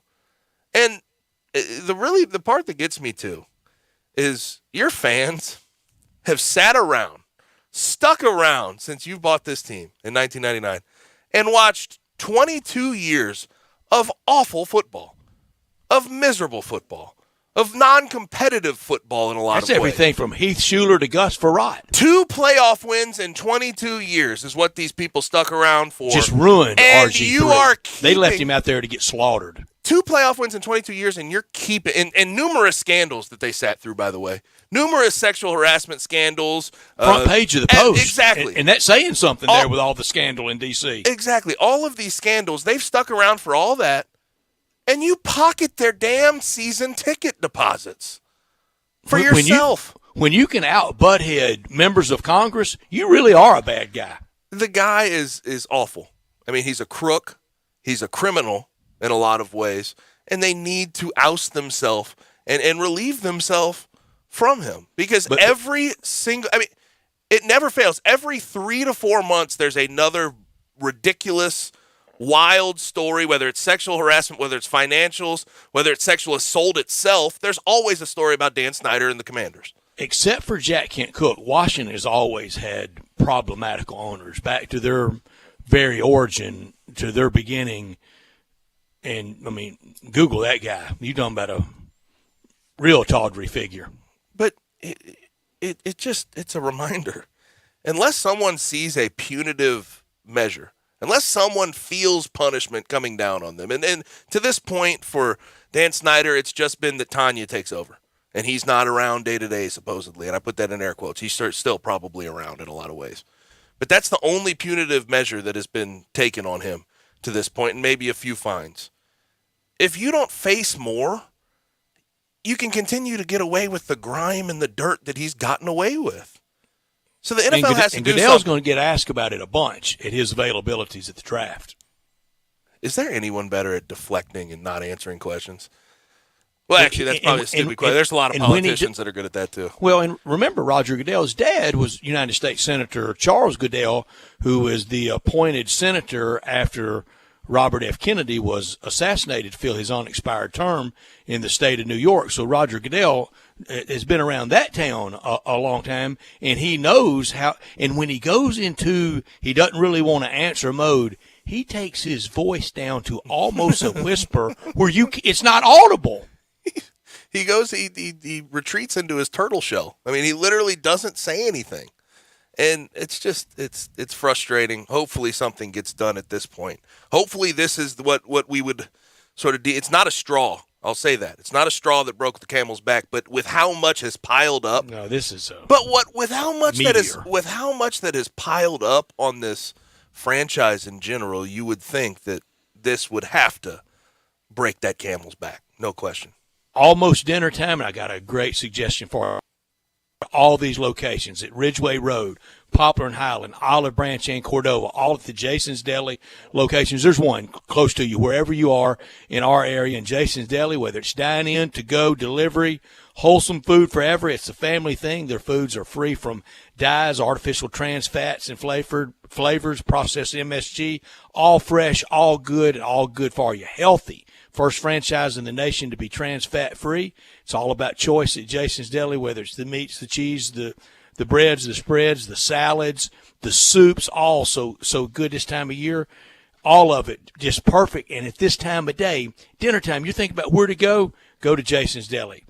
Build your own build your own sandwich via the build your own selection. You'll be delighted. And then that salad bar, over 30 items to choose from, or you can order one of the great salads off the menu, like the chicken club salad, the taco salad, and then catering for anything, anytime, anywhere. Coming up this weekend for with family in town, they thrive on that last second frenzied, we're not prepared for the weekend. They're ready for that. Whether it's 5 or 5,000, Jason's Deli will have you covered. Locations at Ridgeway Road, Poplar and Highland, Olive Branch, and Cordova. In those locations, wrap it up with a complimentary free ice cream. All the Memphis area, over 200 associates in the Memphis area, Jason's Deli Group. They say Happy Holy Week, Happy Easter, Happy Passover. Coming up Good Friday, very best to you and yours for the holiday season. MLB rocking and rolling right now. Guardians and Reds tied at 4 in the bottom of the 7th. Mariners, White Sox up 2-1 in the bottom of the 7th. Cubs, Pirates. Cubs lead that one 2-0. And it looks like the Cardinals and the Pirates are going to have to make up that game with a doubleheader at some point. The rest of the year, the game that got June 14th, postponed. I saw the date. Yeah, postponed yesterday.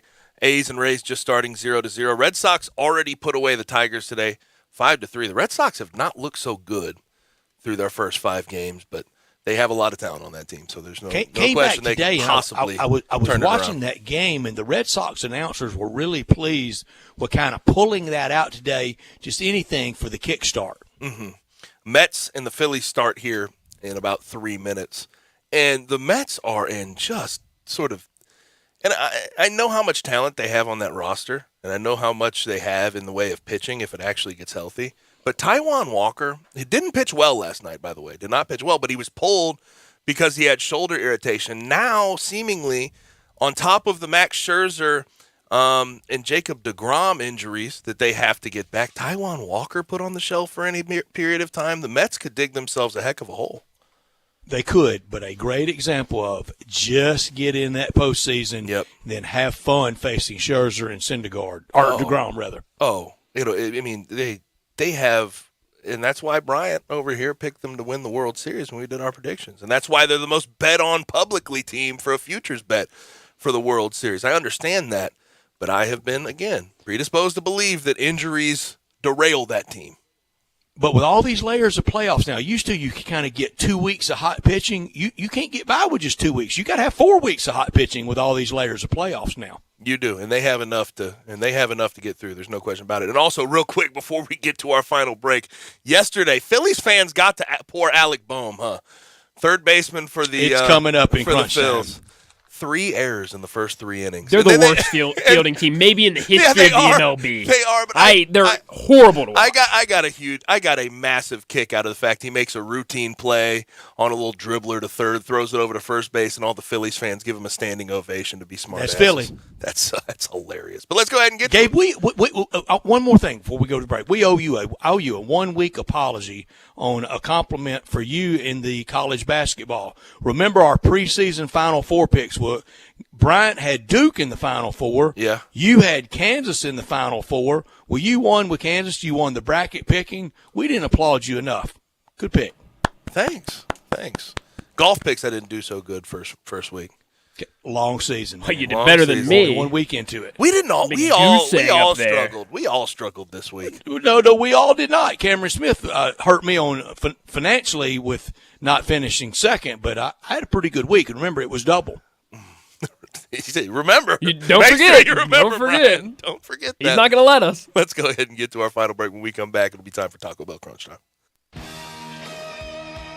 Add a little fun to your lunch break. Join Johnny Radio, for Sports 56 Happy Hour from 11 to 1 every weekday on Sports 56 and 98.5 FM. Hi, folks. Bob Burkham for Sunrise Buick GMC Truck. Lots of vehicles to choose from at Sunrise. Trucks, SUVs, certified late model used cars, and cars under $10,000. At Sunrise, we specialize in low monthly payments and secondary financing. Come on in, call, or go online to sunrisememphis.com. Schedule an appointment, select your vehicle, appraise your trade-in, arrange financing and delivery. We'll deliver right to your doorstep. All cars inspected and ready to go. Need service or body work? Bring it to Sunrise or go online to schedule an appointment. Sunrise, Covington Pike, Wolf Chase, and Collierville. Simple, smooth, and every sip as easy as the last. Tito's handmade vodka tastes just as good with tap water as it does with your favorite mixer. Back in the day, Tito distilled, hand bottled, taste tested, sent to a few friends, then taste tested again to give you the finest juice around. No frills, no flavors, no fancy labels, just the good stuff. Just Tito's. For recipes, videos, and more, visit Tito'sVodka.com. Distilled and bottled in Austin, Texas, 40% alcohol by volume, namely 80 proof, crafted to be savored responsibly.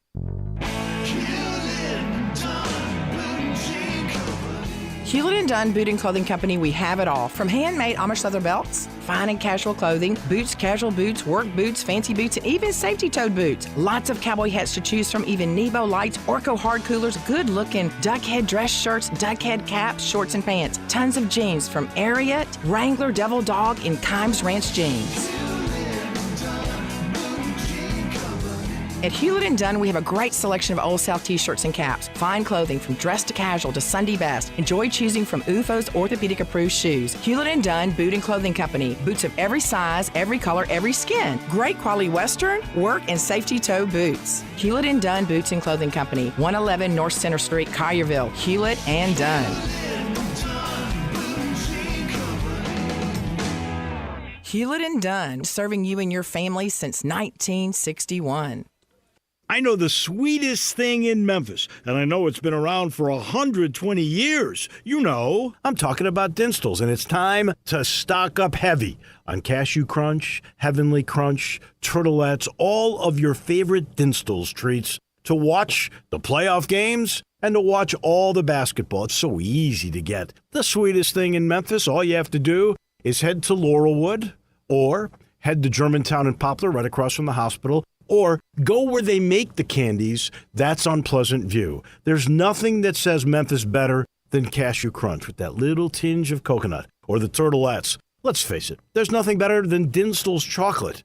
That's the mainstay of all candies, isn't it? Milk chocolate, although their dark chocolate is pretty darn good. And if you get the peppermint with the dark chocolate and put it in the freezer, you're going to love it. So many ways to love Dinstall's. 115 years of making Memphis oh so sweet. When I was in Iraq, our convoy was hit. It was bad. After I came home, I could still hear booms and see tracer fire. Makes it hard to be a good mom. As America's veterans face challenges, DAV is there. I'm Naomi Mathis, Air Force veteran. With the right support, more veterans can reach victories, great and small. With help from DAV, I was able to begin to heal. DAV provides a lifetime of support to veterans of every generation, helping more than 1 million veterans each year. Today, I'm part of DAV. We're veterans helping veterans to get the benefits they've earned. And I give my veterans my all.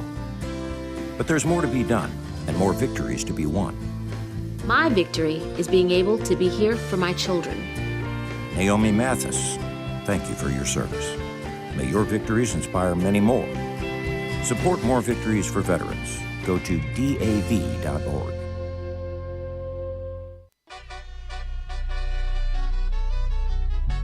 Now, back to Sports Time on Sports 56 and 98.5 FM. This hour is brought to you by DeSoto Auto Sales. I couldn't believe it either, but that thing runs like new. Here once again are Gabe Kuhn and Brett Norsworthy. My nail tech knows how to keep it a little secret. I don't wish for my success, I speak it. I caught a buzz and you did too, but you tweaking. I look like I've been getting money, how reeking. You smell me, that's LV. Walk around with my chest up and my skin smooth, I'm healthy. I'm in the mix, I'm handshaking. Go crazy, folks! Go crazy! This is for all the biggest crunch time. You are looking live. In your life have you seen anything like that? Goodbye! Hello, it's obviously crunch time. Hammer, nail, coffin. This baby is over.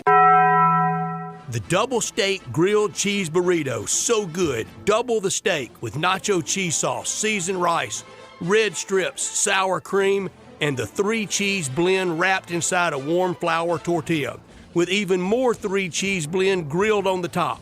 The double steak grilled cheese burrito, it hits the spot now at Taco Bell. And at Taco Bell, when they say they are feeding people's lives with unexpected good, they mean it.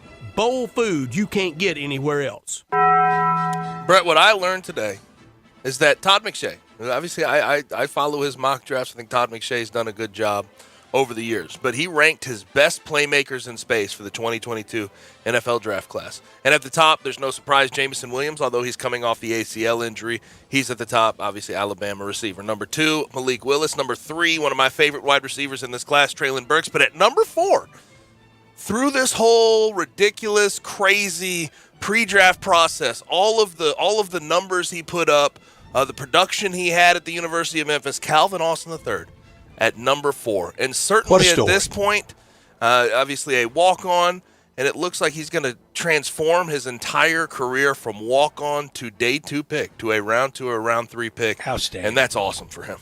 And then it'd be so much fun to every weekend follow him and watch him blossom as a player, because we know, look what just getting an opportunity did for him, Gabe. Yep, and stylistically, I just can't wait to see what teams want to do with him. I think day 1, certainly a guy that they can use in gadget plays, whether it's reverses, jet sweeps, everything like that. Mm-hmm. Just get the ball in his hand. I am now sort of on board with the fact I really think he has developed himself in a lot of ways as a wide receiver, as an every down guy. Yeah. What I learned today, and it's always sobering when I find it out, Gabe, it hits hard. Nobody's going 162-0 in baseball. Every team already with at least one loss.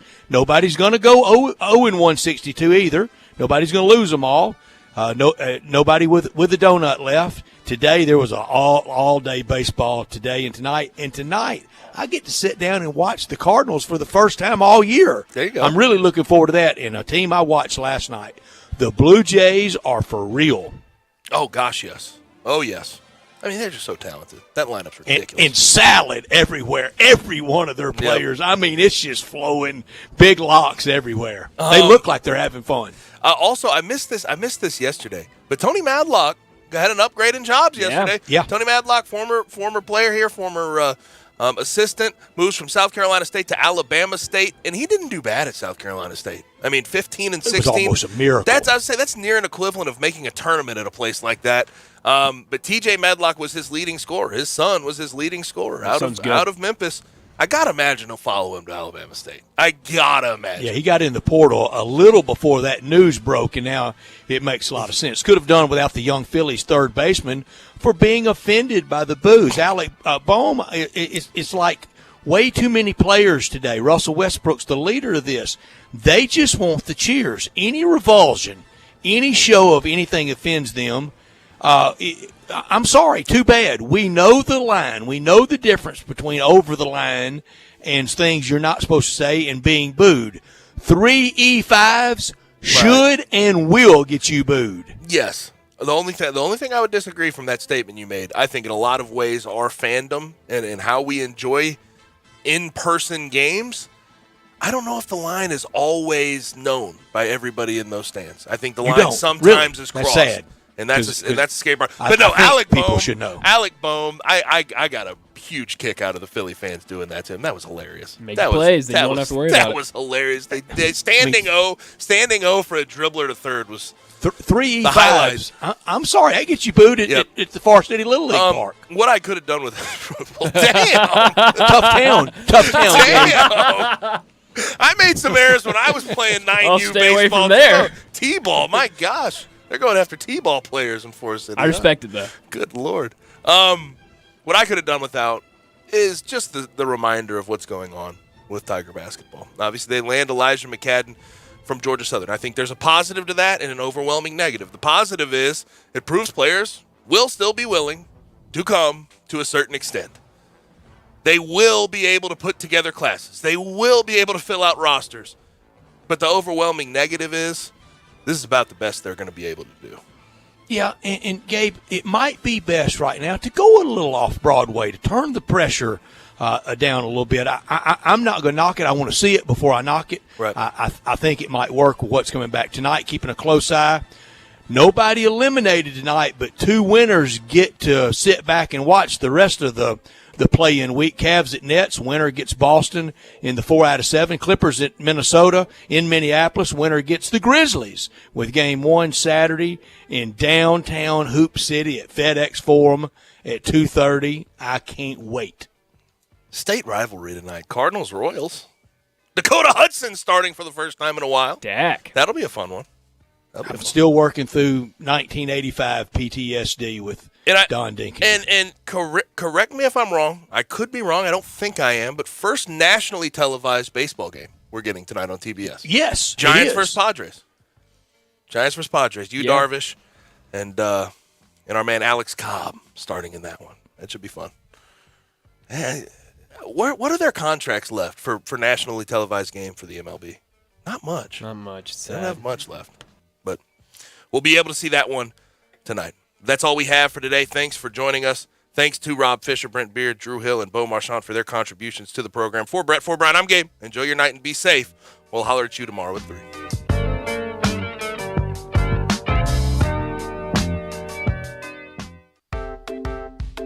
The Family Leisure family is growing, and they want you to help them grow even more. Family Leisure is now hiring for multiple positions. They're looking for self-motivated, goal-oriented people to come and join their family. Some of the